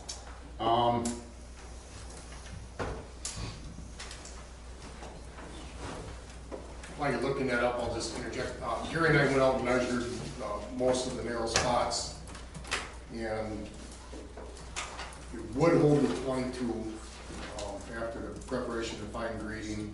That knowing that in some spots there was not going to be a lot of shoulder. In working for the county and the blacktopping that we're doing on township roads also, there's a lot of roads that there's no shoulders. There's some, we just started milling and gonna redo double B from the church to the cheese factory. And there's spots on that there's no shoulder, and those are county roads. As long as there's enough on the edge to get packed out. The shoulders are always gonna give away. And I'm not picking on farmers or anybody with heavy equipment, but equipment's gotten bigger and guys are on the shoulders, and there's, unless the shoulders are retrieved every year, if not twice a year, you're gonna, with the equipment that runs down the roads now, you risk a chance of breaking off the edges. But that said, if they are willing to redo the contract, because I'm not fighting Matthew and their lawyers. And they actually, they sent over a revised or a change order for that road to 21 feet. How much less? Patty, do you have that? $7,252.46. The total was $155,595.80. I'd run with it. How much was the original one? 162. Somebody Help me. asked a question What's about that? the narrow spot. What was the original? Okay. 162. I have an address here of 118300. If you go to the east of that, 2 telephone poles, that's the narrowest part of that road. It's And how far of a stretch is that? that's a small portion. It goes for about a telephone pole and a half, so what's that, 1/8 mile? Roughly, something like that. That's the small portion. And Yes. that's the only section where there's an issue? No, Okay. no. There's other There, sections? yes, it goes from, to the end of that. Yep. It goes all the way up to Washburn's, one residence, it would be to the east of Washburn. So from that point down, that road is narrow. Did American Asphalt say they could do it with 21 feet? He said they would do it with 21 feet. He gave us, Okay. yes. And that would give us, like I said, that would give us the majority of that road, with that exception of that small portion, is gonna have a 12-inch shoulder on either side, except for that area is gonna be 8 to 12 inches. What's the big deal about these shoulders anyhow? It holds the Enlighten me. road. Huh? It holds the road. So the edges don't break off? So, So- exactly, it doesn't fall away. What you're saying is the 12-inch shoulder is gonna hold better than the 6-inch shoulder. Yes. Yes. So all these other The roads? preferable is 3 foot, is what they prefer to have, is a 3-foot Well, shoulder. where the hell are a That 3-foot is- shoulder? Hey, not McMillan, I'll guarantee you that. Right. But, yes, Some on 4 Rod Road, you get it. yes. The reason we wanted 22 feet is so that they're not running off the edge and breaking it when they're hauling feed, or, you know, when they're chopping. Right. You got trucks meeting each other, I know. you know. And that was a major part of the discussion on that road is the tractors run down there, and they have big machines, and when they meet somebody, they pull over, and I've seen the outside wheel of that tractor hanging off in the ditch, and the one wheel's riding down the side of that thing. They've been down in my ditch, Yep, but, so that's, I mean, luckily now, he's pumping all the way, so there are Right. no manure trucks on there, correct. which is gonna help. They help a But lot. that was why we wanted 22 feet, and yeah, we realize there isn't gonna be much shoulder in some places. The problem, you know, that road is 4 rod on the east end, on both sides, Mhm. but in the middle and the west end, it's 3 rod on one side and 4 rod on the other. Yeah. That's just the way it is. Yeah. And you gotta work with what you got.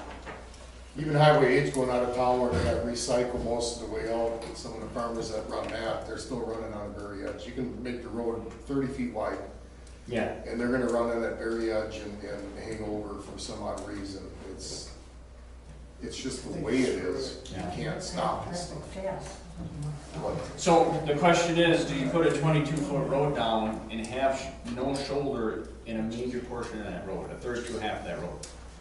Or do you do a change order and have it at 21 feet and have a 1-foot shoulder on that road? Go to 21 feet. That's what I would say too. I mean, it's, It's simple math. Yeah, save yourself some money. Just get it done. Still gonna break off on the edge. what's that?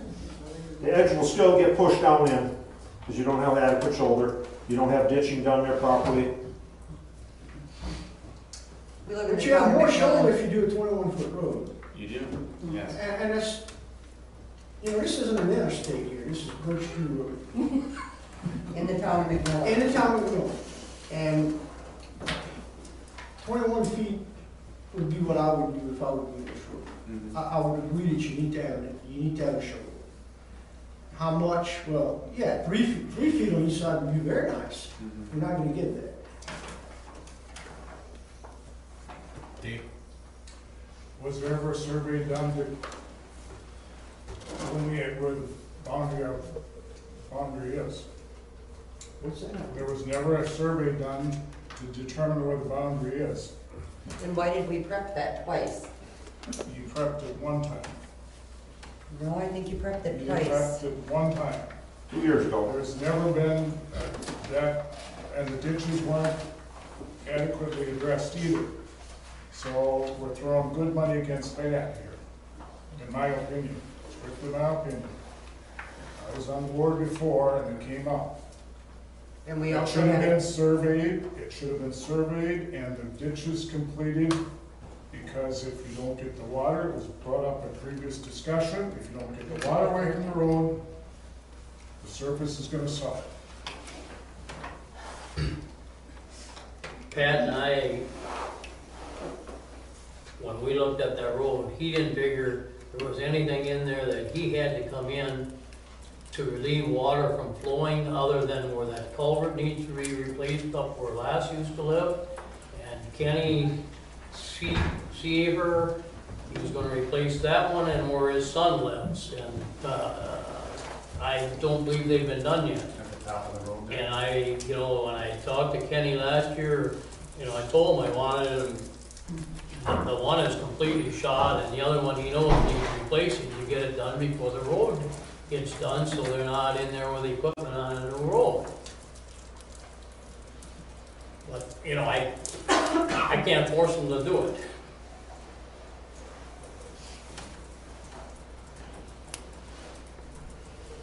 Because up there where lasses are, I mean, the water's standing there all the time. Those culverts is just shot, it's all pushed down. So, did we replace the culvert at the end where it hits Day Road down there then? We replaced all the culverts. Yeah. There's I mean, three that of was them a on that, road. all 3 of them are done? There was a ton of them. On 5 or under the 6 road? culverts. All the way down. Under the road? Yes, they were all Yes. involved. They Okay. were all changed. So you're talking, so which ones are you talking then? They're a driveway culvert. Oh, it's driveway culvert. Yeah, there's Oh. a couple of driveway culverts that need, if they haven't been changed, I don't think they have been, they No, need to be he was changed gonna do out. it. So is that like into the, was it Greenlaws used to live there? Is that- Right. Okay. That and the one on the west end, just past that, or where last was, I don't know, you, we don't know by people's name. Okay. But the driveway just to the east of there where it goes to the field, that culvert is shot. I mean, somebody dumped a bunch of rock and it looks like little bricks and stuff there. That culvert needs to be replaced, and then the one where at Greenlaws.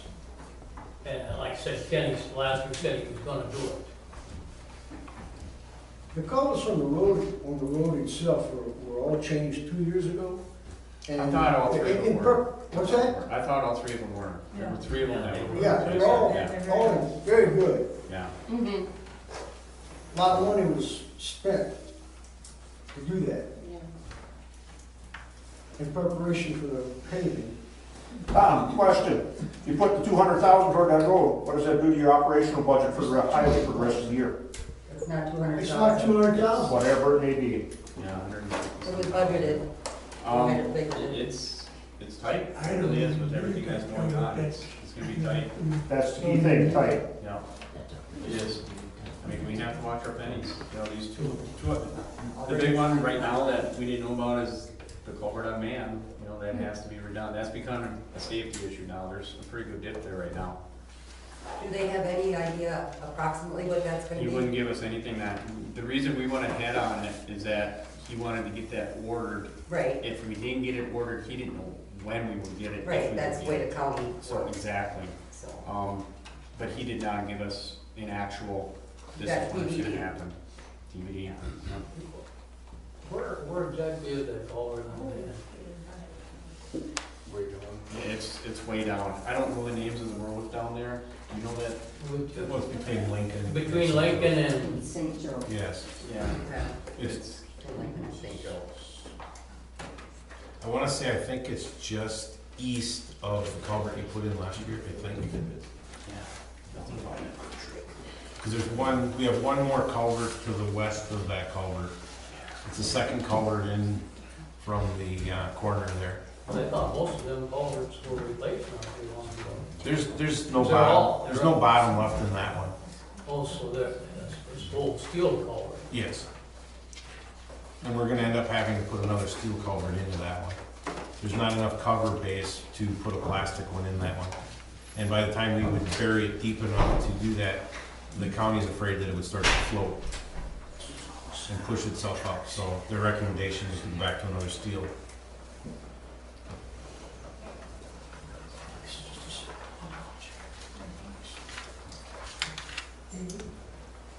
So I guess we have to, look and see what we're gonna do here. Going 22 or going 21. Tell me, what did the American Asphalt people suggest? His first words were basically that they would go 21 if we wanted to. If we wanted to. And I asked him, I mean, he didn't honestly have a problem doing that. He says we put a lot of 21-foot roads in. I was the one that had the issue that I didn't want to set a precedence here with going from a 22 to a 21 because the road wasn't prepped for a 22. That's what I'm looking at.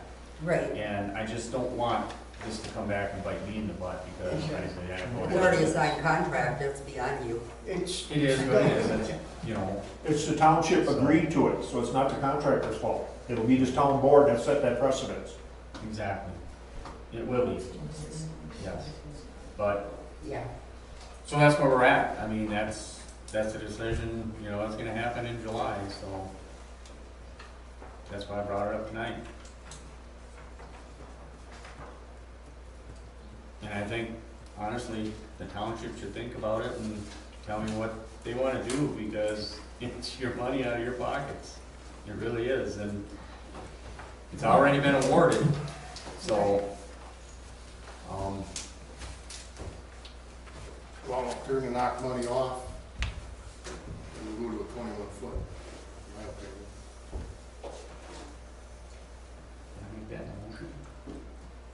Do a change order to 21 feet?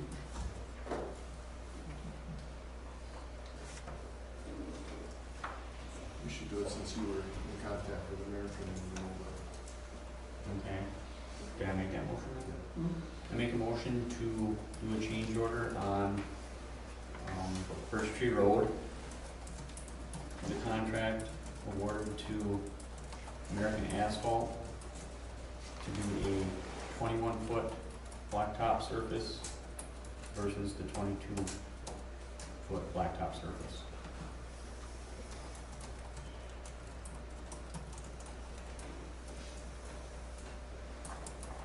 I'll second this. I have a motion and a second for the change order to move from 22 to 21 feet. Any further discussion? You guys want to do a roll call on this one, or? We'll have to re-sign a new contract with, We have it, they actually sent it, so we do have it, so all we have to do is vote on it and sign it.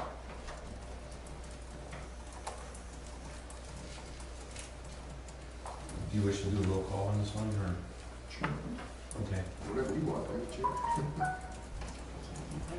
Kevin, Yes. Nicole, Yes. Tom, Yes. Bob.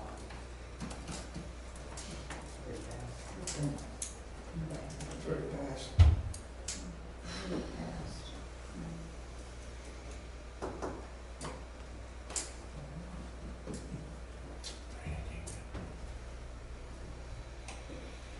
I'll say yes.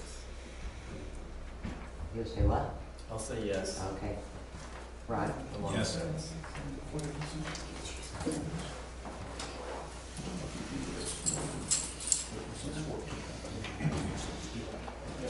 Moving on to the appointments for the Plan Commission. I would like to thank everyone that has been on the Plan Commission for the last couple of years, especially the last year. It must have been really hard with COVID and everything, doing all the Zoom meetings and trying to still get everything done. I've been toiling over this for almost the last 2 months, so don't think that this is just a throw it out at the last moment.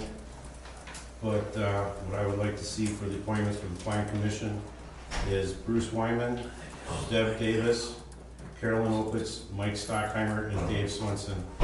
And Mike Stockheimer would be taking over the partial section of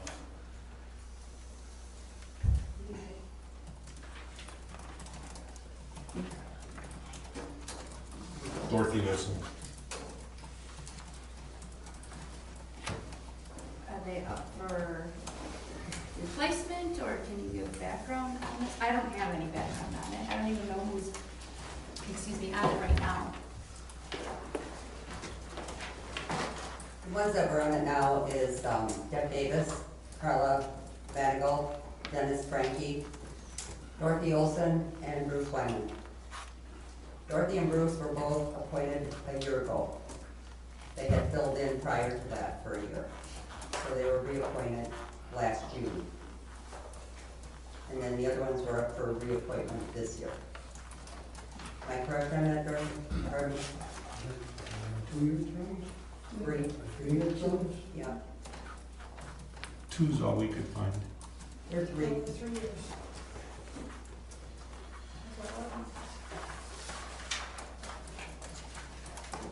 Also, that committee also serves at the, I don't want to say convenience, but at the appointment of this board.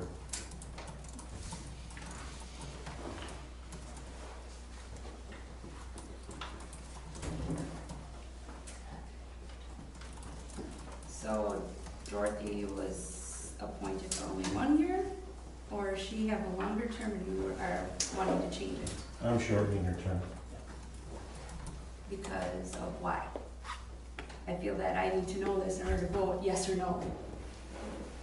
And I don't know the background, I think that's fair for us if we have to vote to know the reason for the change if she wasn't appointed. I can tell you the whole reason why. There's a whole lot of dislike in this township for certain people, and Dorothy happens to be one of them, that our new chairman doesn't dislike.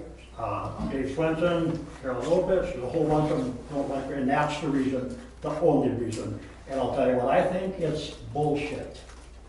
I think that's laying it out pretty good. That's not even close to the reason. I've had, Well, what is it? I honestly, I have to watch myself very closely in the way that I state this, because this is a personnel issue. But I have had complaints, not just from residents, but also from the county, in the way some things have been handled. And if we need to go further into this, we can do that.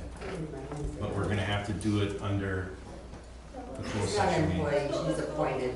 She's, Let's go to closed session. I don't think you need to do that. I don't know why. I think I'll be asking, Danny and Garland, you wanna stay on there? You want on or off? I'll stay on.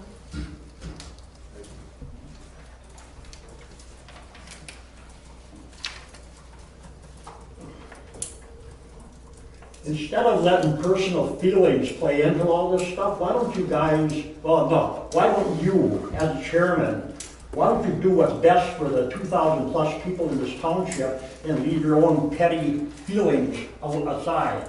I think it's just total bull. My opinion only, but I'm right.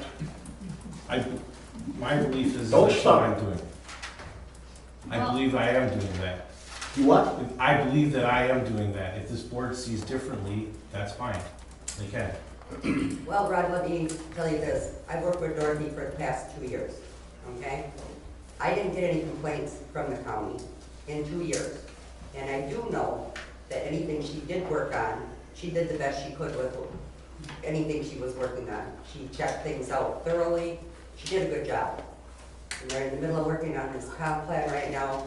And I would say she probably did the majority of the footwork for it, to keep everything going, so.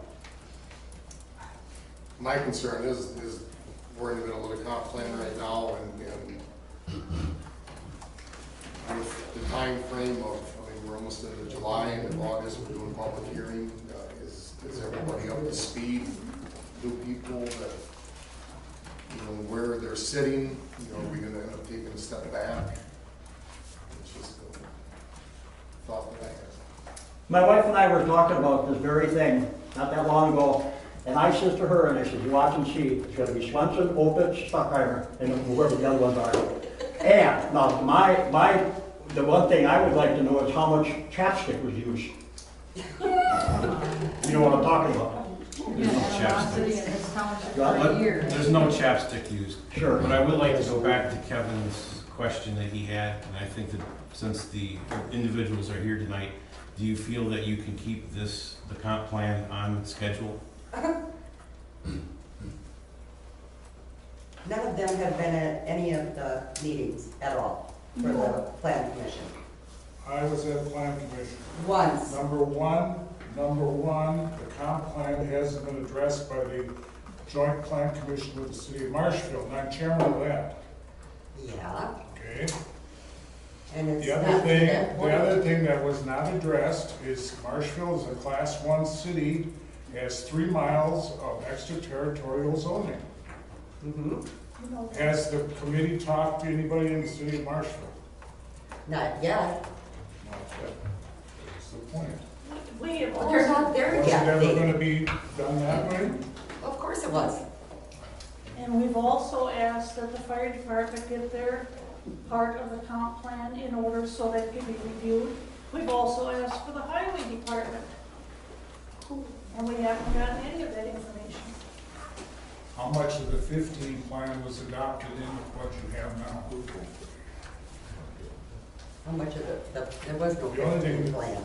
There was a 15 plan. No, there was not, Dave. There was no plan approved for 2015.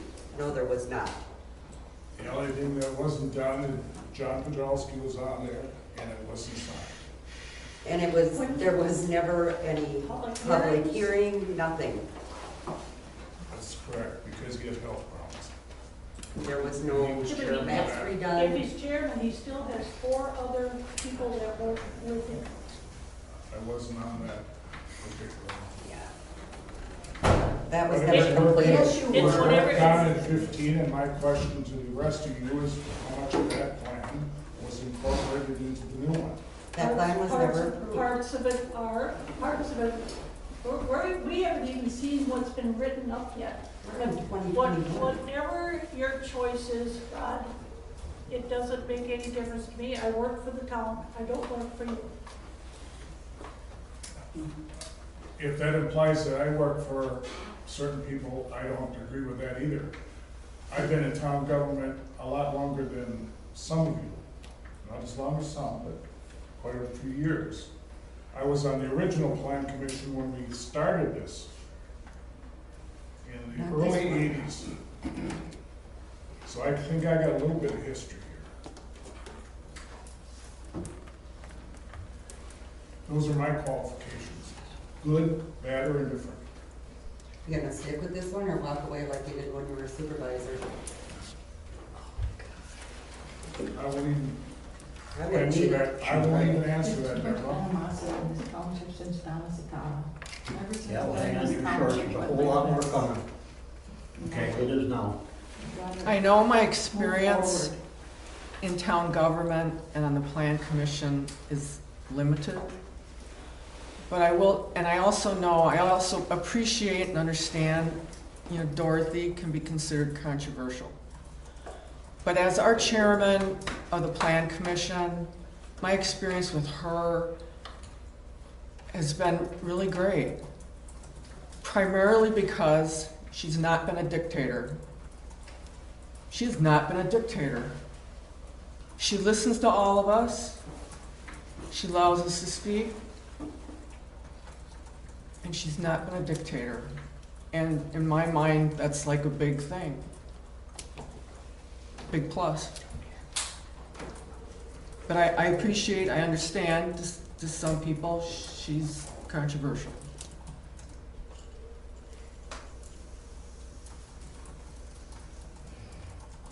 Here's always the tough part, whether it's president or anything else, every administration can change people and do what they want. If this is something that falls under the guidelines, that whether it's appointment for a year, 2 years, 3 years, it doesn't matter if the ordinances or whatever we have, bylaws, whatever you want to call them, if it states that the chairman can make recommendations and make changes, then that's just part of the hard truth that everybody has to accept. But the board has to approve it.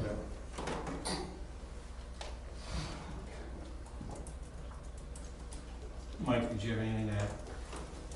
25 years of doing it.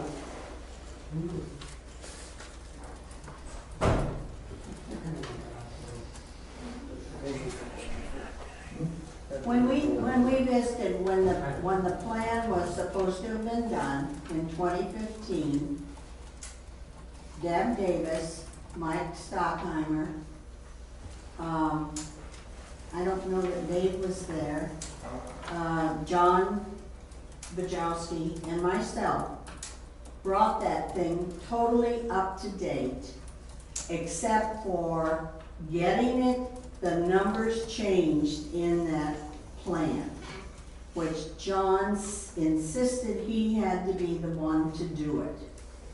It was just the numbers that get changed whenever you do it every 10 years. The facts of the census and all of this kind of stuff. That was done. Deb Davis and Mike and I were on that. I think John Poppy was on there at that point in time too, wasn't he? Yes. Ron Goetz. Yeah. Yeah. Ron Goetz was on. Ron Goetz, yes. So those people were on it. And so the fact that John didn't get it done is where we ended up. You know, unless I'm wrong, it's not just a numbers thing with a comprehensive plan. It was the maps, the current maps, the future maps. I mean, it's the whole package. Correct. And everything that, you know, the legwork that they've gone through. Happened to have a couple nights off. I'm down here for most of the meetings lately. Learned a lot. I mean, there's a lot of stuff involved in this.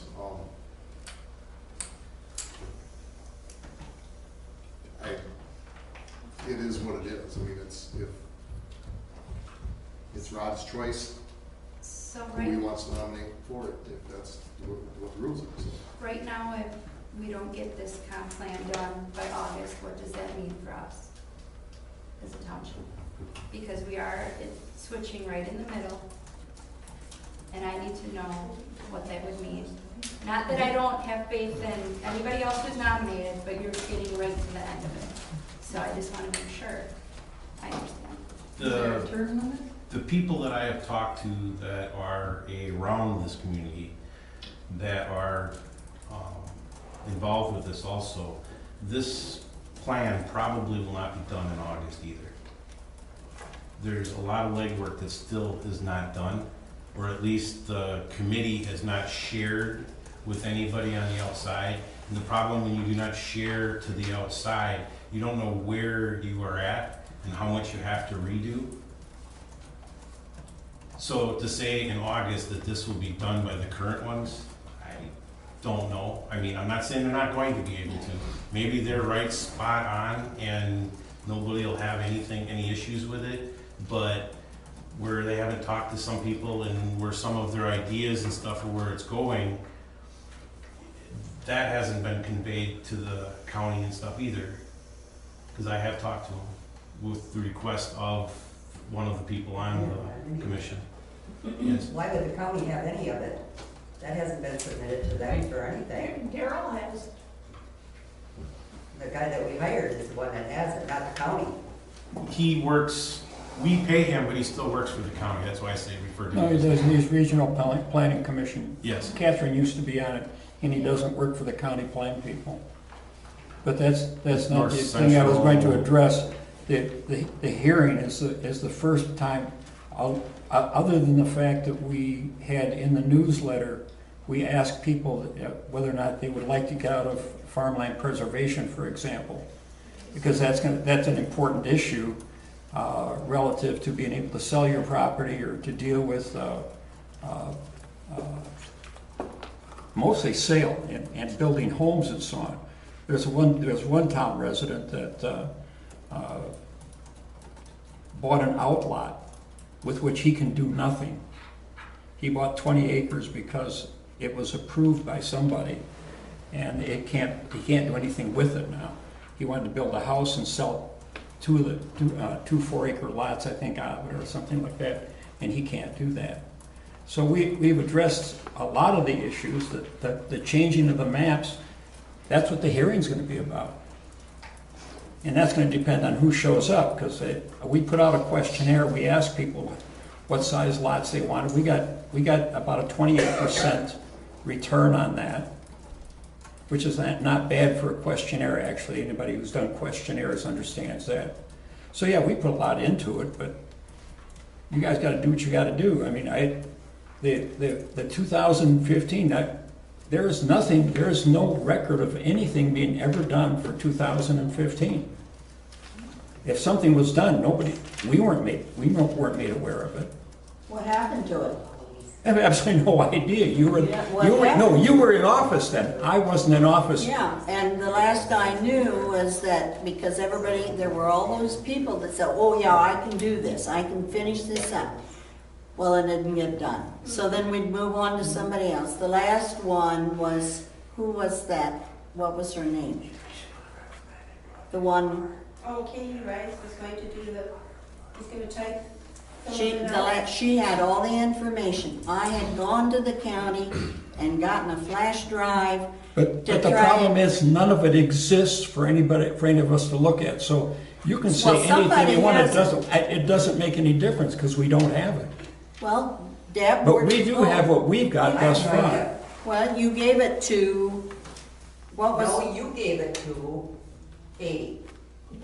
Katie, that's who it was. And she brought it back in by Patty, I believe is what it was. But there was never anything that was approved by the board or. So that and what's happening is that because we have county zoning, the county people have said that we can't do this because, and they do it arbitrarily. So until we get a comp plan in, then some people are going to be discriminated against for all intents and purposes because they have the power to do that. Even as the plan commission exists right now, we only are. They say we really want your opinion, but they can ignore our opinion. That's the truth of it, and they can ignore the opinion of the 5 people sitting up at that dais. Because they are the people that they make the decisions. But if we put what we're putting into it and what Daryl, who belongs to the Regional Plan Commission, and I know Catherine knows that because she belonged to the Regional Plan Commission. So you guys got to do what you got to do, but I think personally, I think it'd be a mistake to change things in the middle of the stream like we're doing, especially when it didn't work the last time. Because there's in nobody that's arguing. 2050, yeah, the people who were in charge were in charge. Yeah, And I know it wasn't Carla, and I know it wasn't me, and I know it wasn't Dorothy. mhm. So you guys gotta do what you gotta do, but I mean, under the circumstances, It didn't get that finished. that's right. That's the gist of And the not whole done is thing. not done. And so we need one. I agree with that totally. It does. I mean, whether I agree with, I know you don't care whether I agree with it or not, but that's the fact, that it has to be done, because everything that is judged at a higher level is on what our comprehensive plan is. And that's why it needs to be done. They have been working on it for a year and a half.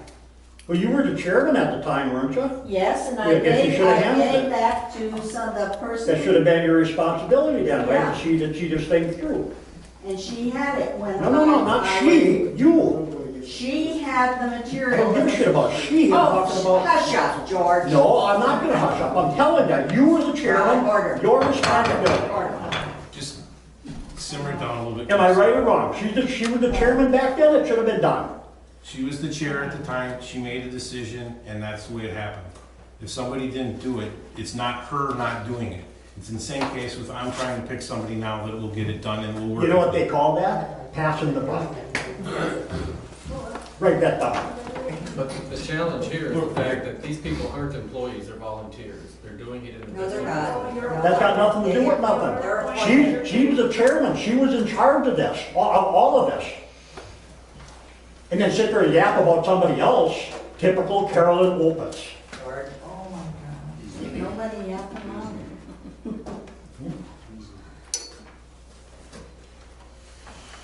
I'm just waiting for Nicole to come back. If someone else has got something to say.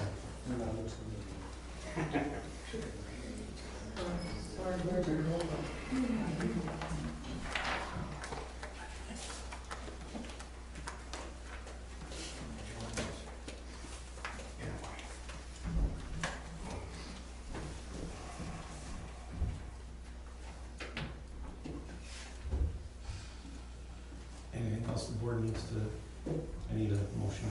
Did you get your question answered, Nicole? I did. Thank you. What was your question? No. No. There's so much.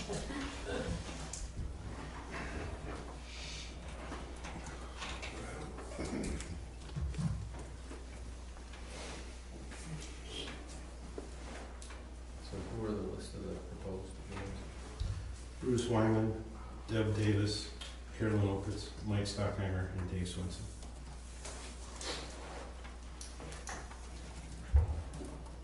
Yeah. So Bruce would be the only remaining one on, is that right? And Deb Davis. And Deb Davis, okay.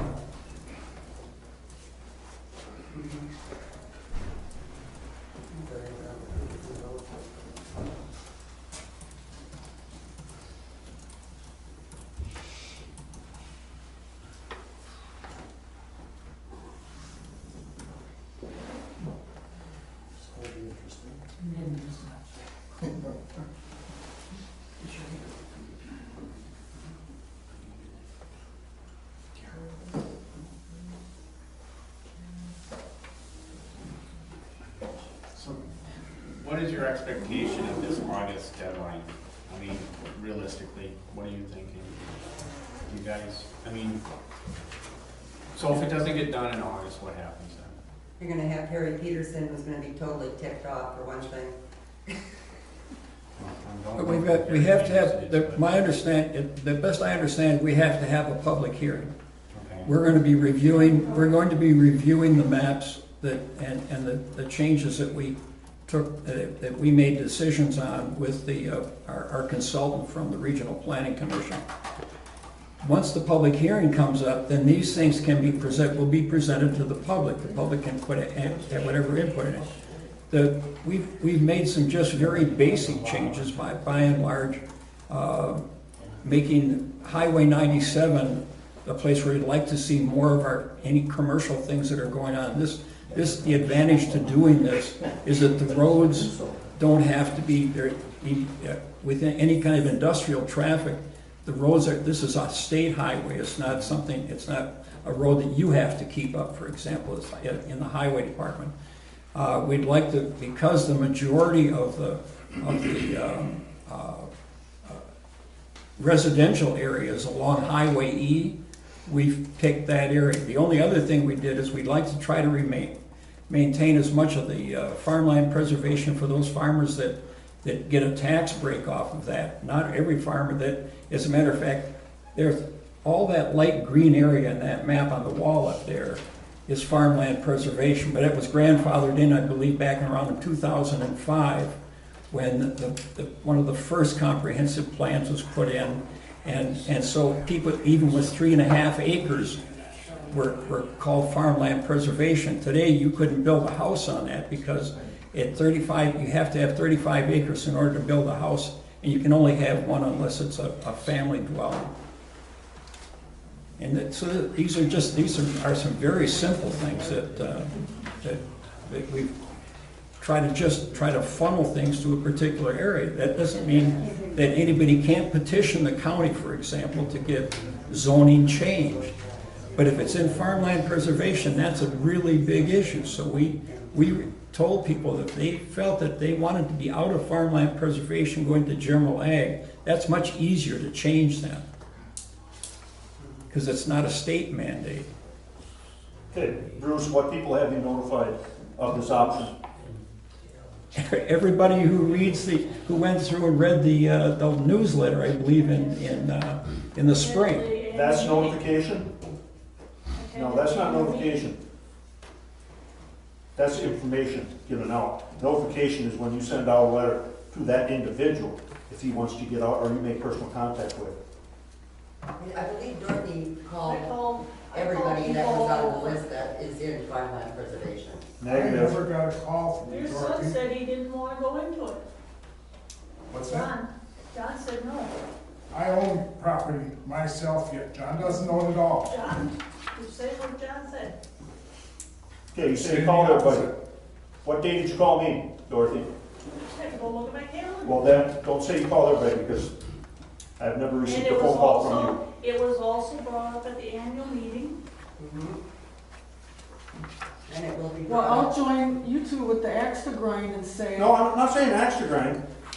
I'm just saying I was not notified. I know. I told Bajowski right to his face. I didn't want to be in farmland preservation. Well, guess who's in farmland preservation? Told him right to his face. So you're not the only one that's been inconvenienced. Told him right to his face. I didn't want to be in it. The man is I'm in it. past, let him rest. But it's still the truth, though. It's still the truth. I can't see why you'd want to take farmland preservation away because that is a money generator for people that are in it. No, just for We're myself. not taking it away. No, I'm We not. offered people the Well, I'm opportunity not to get taking it out. away from, to people who want it. I'm just speaking for myself. I didn't want it, and yet, I'm in it. Okay, what is the regulation to get out of it? Have you signed a contract for $10 per acre or $7.50? I didn't sign any contract, Okay, so- ever. Mike, you might be confused with what, No, the only benefit to be in it is a income tax credit. $7.50 Based per acre upon or what's $10 per acre if you sign a contract. But you Right. don't have to be in. And of everybody in this bluish green on here, there was what, 15, 20 potential landowners that they could not give us the number. It was potential landowners that would utilize that credit, that income tax credit. Not property tax, this isn't anything else. This is a very specific thing when you do your taxes. Yes, I know. I've been doing it for years. Okay. But what you just said, you clumped everybody into this, and there's only very few people. So you're one of the 20 people potentially in McMillan that utilizes this. They could not give us the numbers. but it was like 20 people, they said, was potential that would utilize this. And nobody's making anybody get out of it. And what I'm trying to say here is, if you did not sign a contract, my understanding was you could get out when you wanted, as long as you didn't receive payment. No, you can't. No. Okay, when did this change then? Well, that changed sometimes. This is bad. Yeah, So it's been again, a while. this just brings back my point. And one of my fears of, and I'm just gonna speak frank, one of my fears of replacing many people on the board. I'm not the smartest guy in this room, by any means. I'm not the smartest guy on this board. But suddenly I'm not, yeah, thank you, that's class act back there too. To replace too many people, in my opinion, is really bad, and that's my opinion. You guys talked about notification and everything else. Well, I'll jump back to when we were looking at getting out of county zoning. There was yeses and nos to that. We decided to stay in, and a lot of that is because there was no plan done next day what was gonna happen. There were people that had plans for their land the next day. But this board, plan commission, and board that was sitting up here had no plans the next day how McMillan was going to be run. It was going to be a free-for-all. And I'll just stop at that one. I won't continue with that. So. But there's history, and to Rod, you and I talked about this, and everybody else off and on. If people care, they're going to be here. Everybody was notified through the newsletter. If you don't read it, you don't read it. It is not the government's responsibility to run around and inform everybody what's happening and get their opinions on things.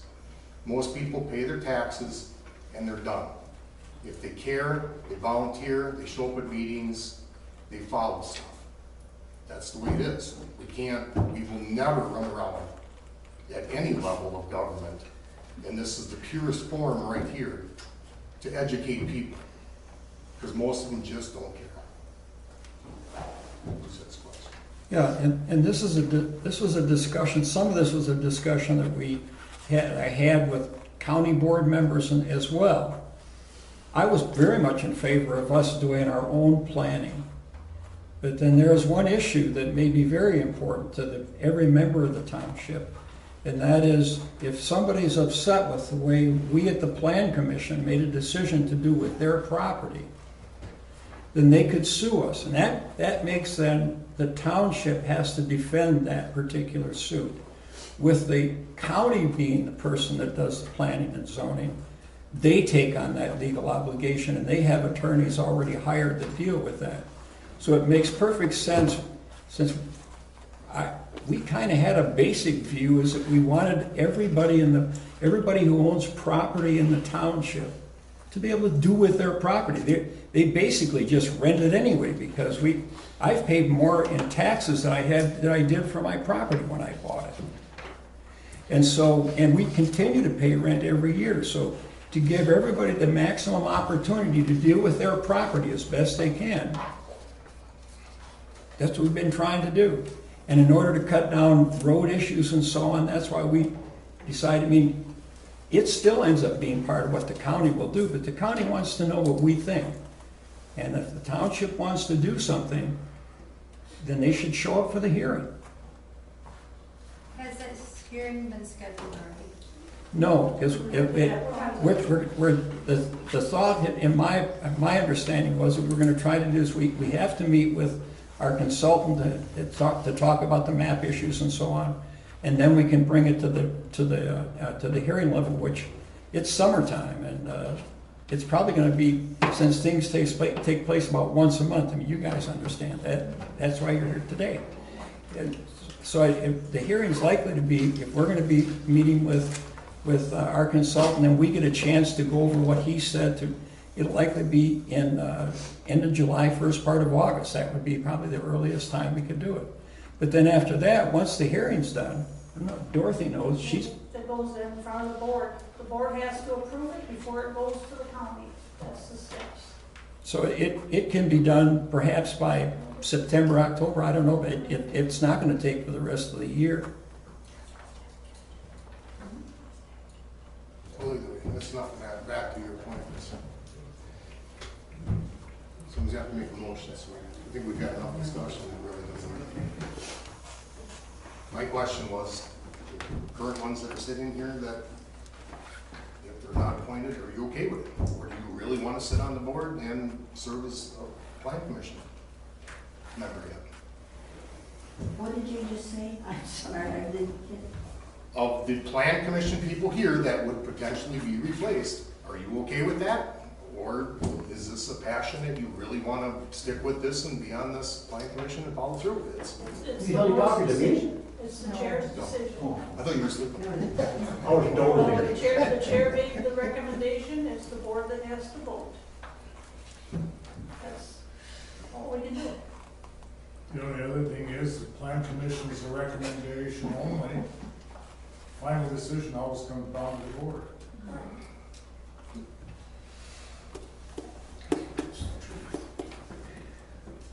I guess given the short time frame, I guess this question is more for Dave and Carolyn. I mean, how would you guys approach it with such a short time frame? Experience. Well, I certainly feel that I don't think we dropped the ball. I mean, it would take a little bit to get caught up, just, but we've been familiar with our zoning and all our comprehensive plan for several years.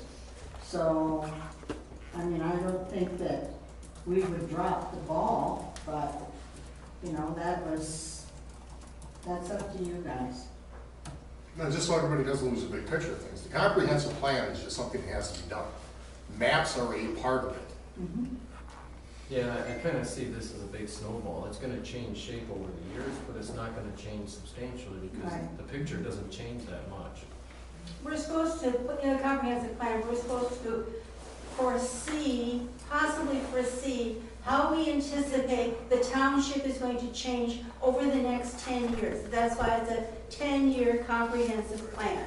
We're It's supposed to updated kind every of 2, right? anticipate what we think is going to, what we think the township is going to need in the next 10 years.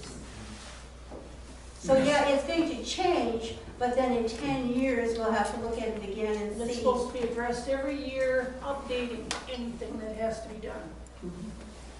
So that's like one map that would be an official map would be for those that wanted out of farmland preservation. This is their outlet to get out. There's one So there's- property that we've been talking about, but they filed the paperwork with the county, so they can't jump on board with getting this changed when we do this. Future maps were the growth of 97 for potential stuff. It doesn't mean that it's turned into an industrial park. It's just if we want to see growth along 97 is where it was, and Highway E has its portion. That was the stuff.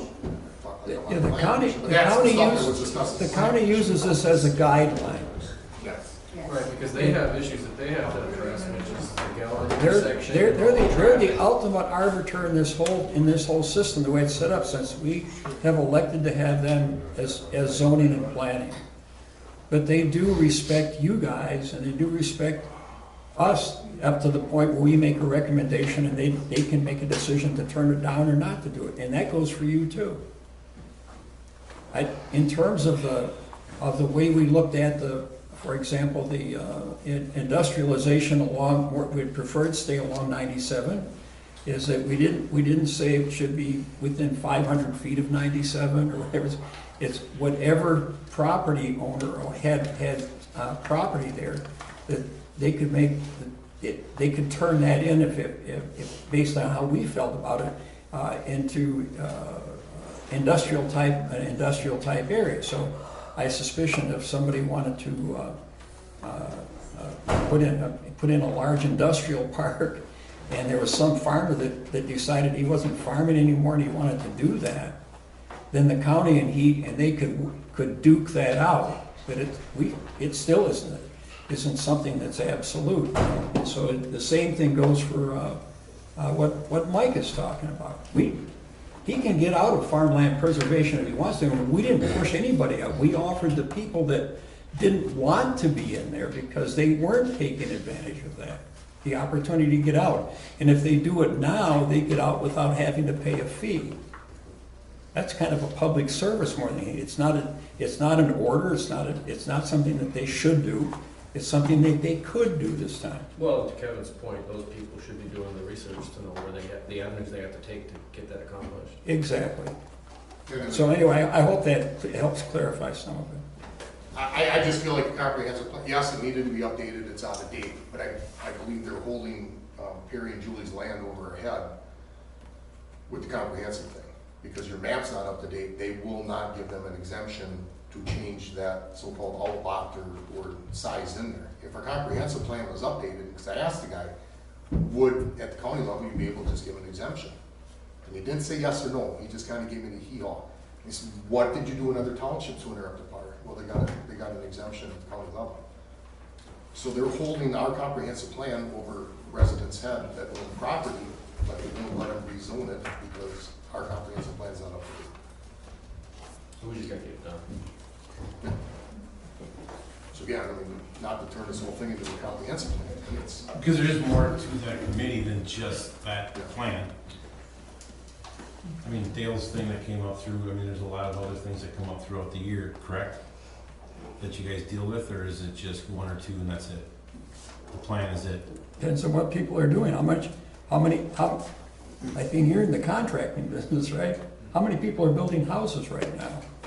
Who can afford the lumber to build a house right now, pretty much? You'd be amazed. So it gets to be this. I talked to a guy over the weekend and I was shocked. He sold out. He can't keep up. And I'm like, people are actually paying for the lumber? And he said,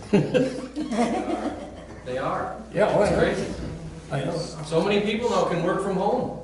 So instead of buying a vehicle and living in an expensive, like Wausau area, they can go out and they can work from home. But I think a $12 or an $8 grade 2 2x4 is kind of pricey. I do too, but apparently other people don't. so Rod, I guess you gotta make a motion, whatever you want, but it's. I just want to make a statement that McMillan is a unique community. It ain't like any other animal that's in the county unless you're on a large municipal area. We wouldn't even be talking about this if you were 12, 18 miles to the north or to the east. So far, with the plan that we had in place, we have a unique interface between agriculture and the people that want to live out here. Many years ago, from my bedroom window, I saw one house and possibly two. Now there's 30. In that time frame since that time, I've approached my urban neighbors and said, I'm gonna go cut that hay. Boy, that smells good, doesn't it? And I said, I'm gonna use it, I'm gonna bring it back to you.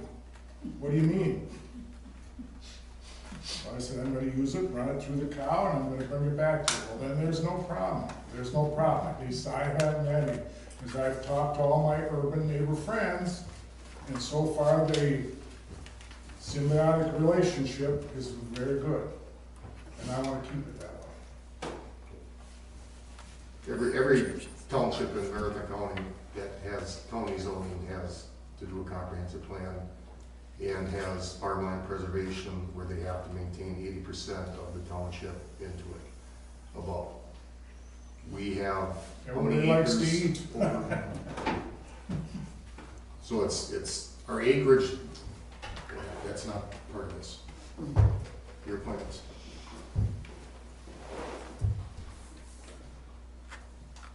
You gotta make a motion or whatever. I make a motion that Bruce Wyman, Deb Davis, Carolyn Opitz, Mike Stockheimer, and Dave Swenson were appointed to the Plan Commission.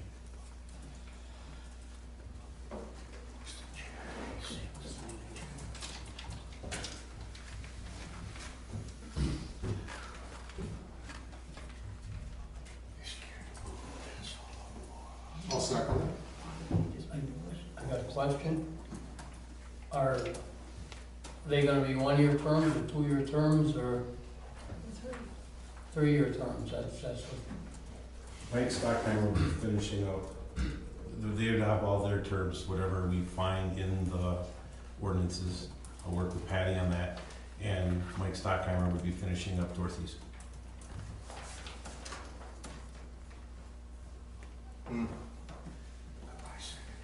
So, yeah, I seconded it. So now we can have discussion. So now you should have had a motion or something to remove Dorothy from that unless she resigned. You can point to a vacancy on it, but if she's sitting right now, it's kind of hard to do that unless the ordinances, I don't know how they read or whatever that is, but.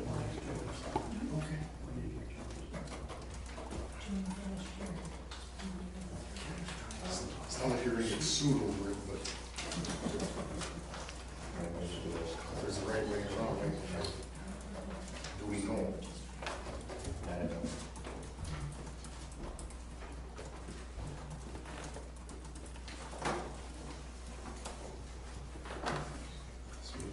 Do you even know the terms of people? Do they know? They know, I'm sure, when they were appointed. And it was always a 2-year. No, it's a 3-year term, Carolyn. 3. All right. So. Bruce and I were reappointed last June 2020. Reappointed? Well, appointed, we filled in, we They finished completed out prior terms. people's terms that left. They completed prior terms Oh, when okay, someone all right, resigned. all right.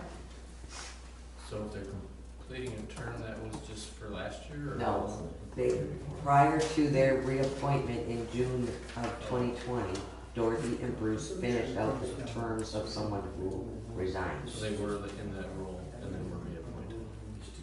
Because they were filling. So they finished out the term. Just what he's trying to explain that Mike would do if the appointment went through, Mike would finish Dorothy's term. So what you need to know is what their date of appointment was and what it is for. Yeah. So because I did second the motion, then we can discuss everything we talked about before. So they have 2-year remaining on there. So they would have to remove or resign the appointments. I don't know what the ordinances say. Well, it's just. So we should vote on the motion, however you want, and then if it needs to be tabled, depending on how the vote goes, until we get the information. Usually it's Excuse me, I wish everything was the end of the term and then you reappoint. People resign, things change, whatever. So it's usually these content. That popped up in my But head. it's up to the chair. So I don't know unless you can find it in writing or Bruce was, I think was started his next, they say it's a 3-year term. He started his next 3-year term last year. So you have 2 left. Usually 3 and 1, It's always been staggered, so that you don't have the whole board at once. But we're replacing 4 people. Pardon? We're replacing 4. Well, no, it's been more than that at times. Well, I Or mean been that tonight, many. I mean tonight. Yeah. 3. We're replacing 3. 3. Okay. 3. if it qualifies under the replacement part, that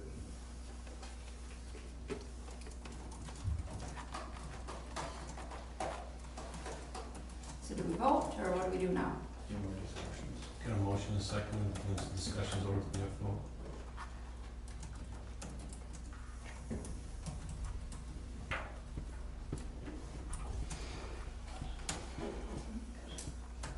No more discussion? We'll do a roll call vote. Kevin? no. Nicole? No.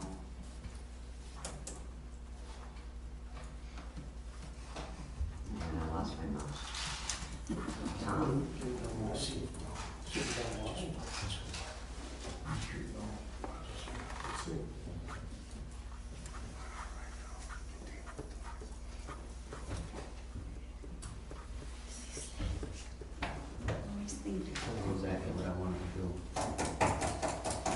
That's not part of the thing, it's a yes or no or down to this, and then another motion can be made and stuff later, so.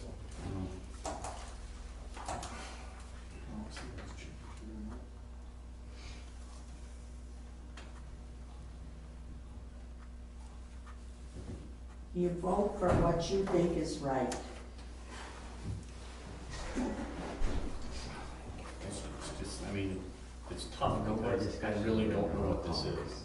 I really don't. This is what I've learned tonight, I guess.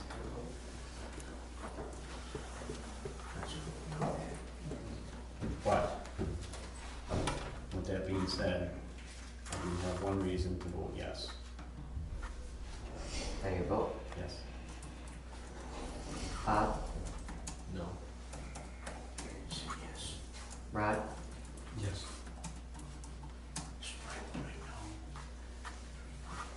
Motion failed. Motion failed. I make a motion to table this till next month, and we come back with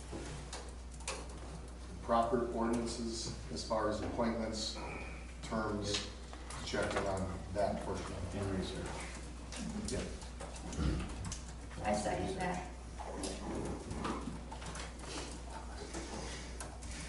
A motion and a second to table it until next month with those contingencies. Just to make sure we're going to the right one. Yes. Exactly. Do another roll call or you do it this way? We'll do, I think, my voice on this one. Go ahead. All those in favor say aye. Aye. Those against say nay.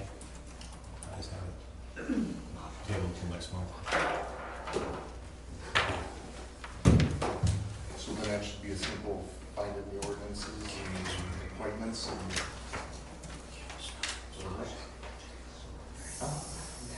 You want a motion to, I make the motion to adjourn.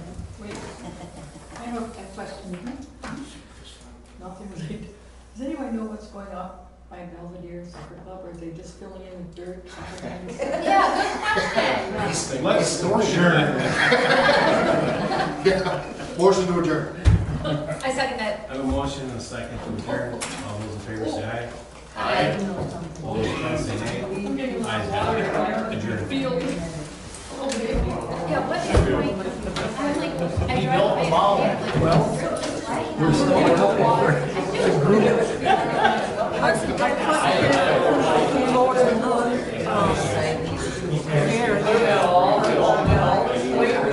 Kevin Hall, they got like a ball. I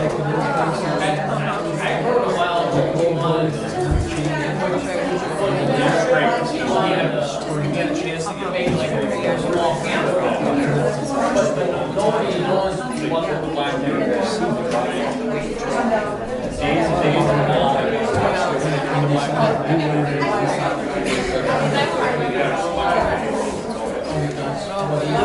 I live another month.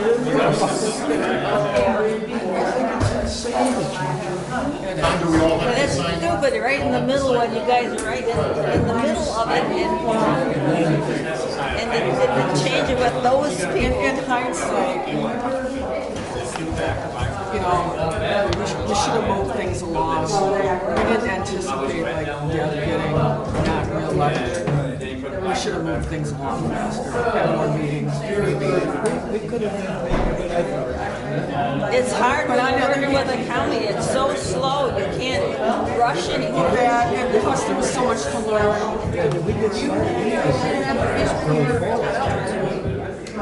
Yeah. You have to get an application.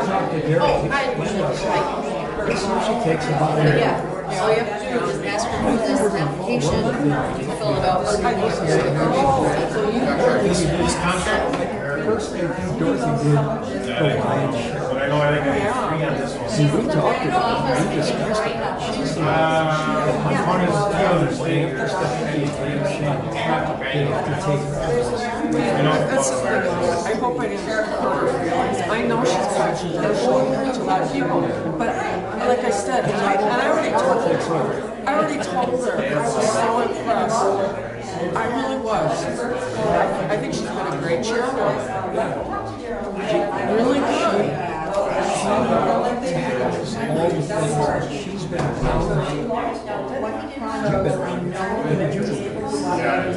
Clause board here, but I haven't been going to over the years, things happen, yeah, you hear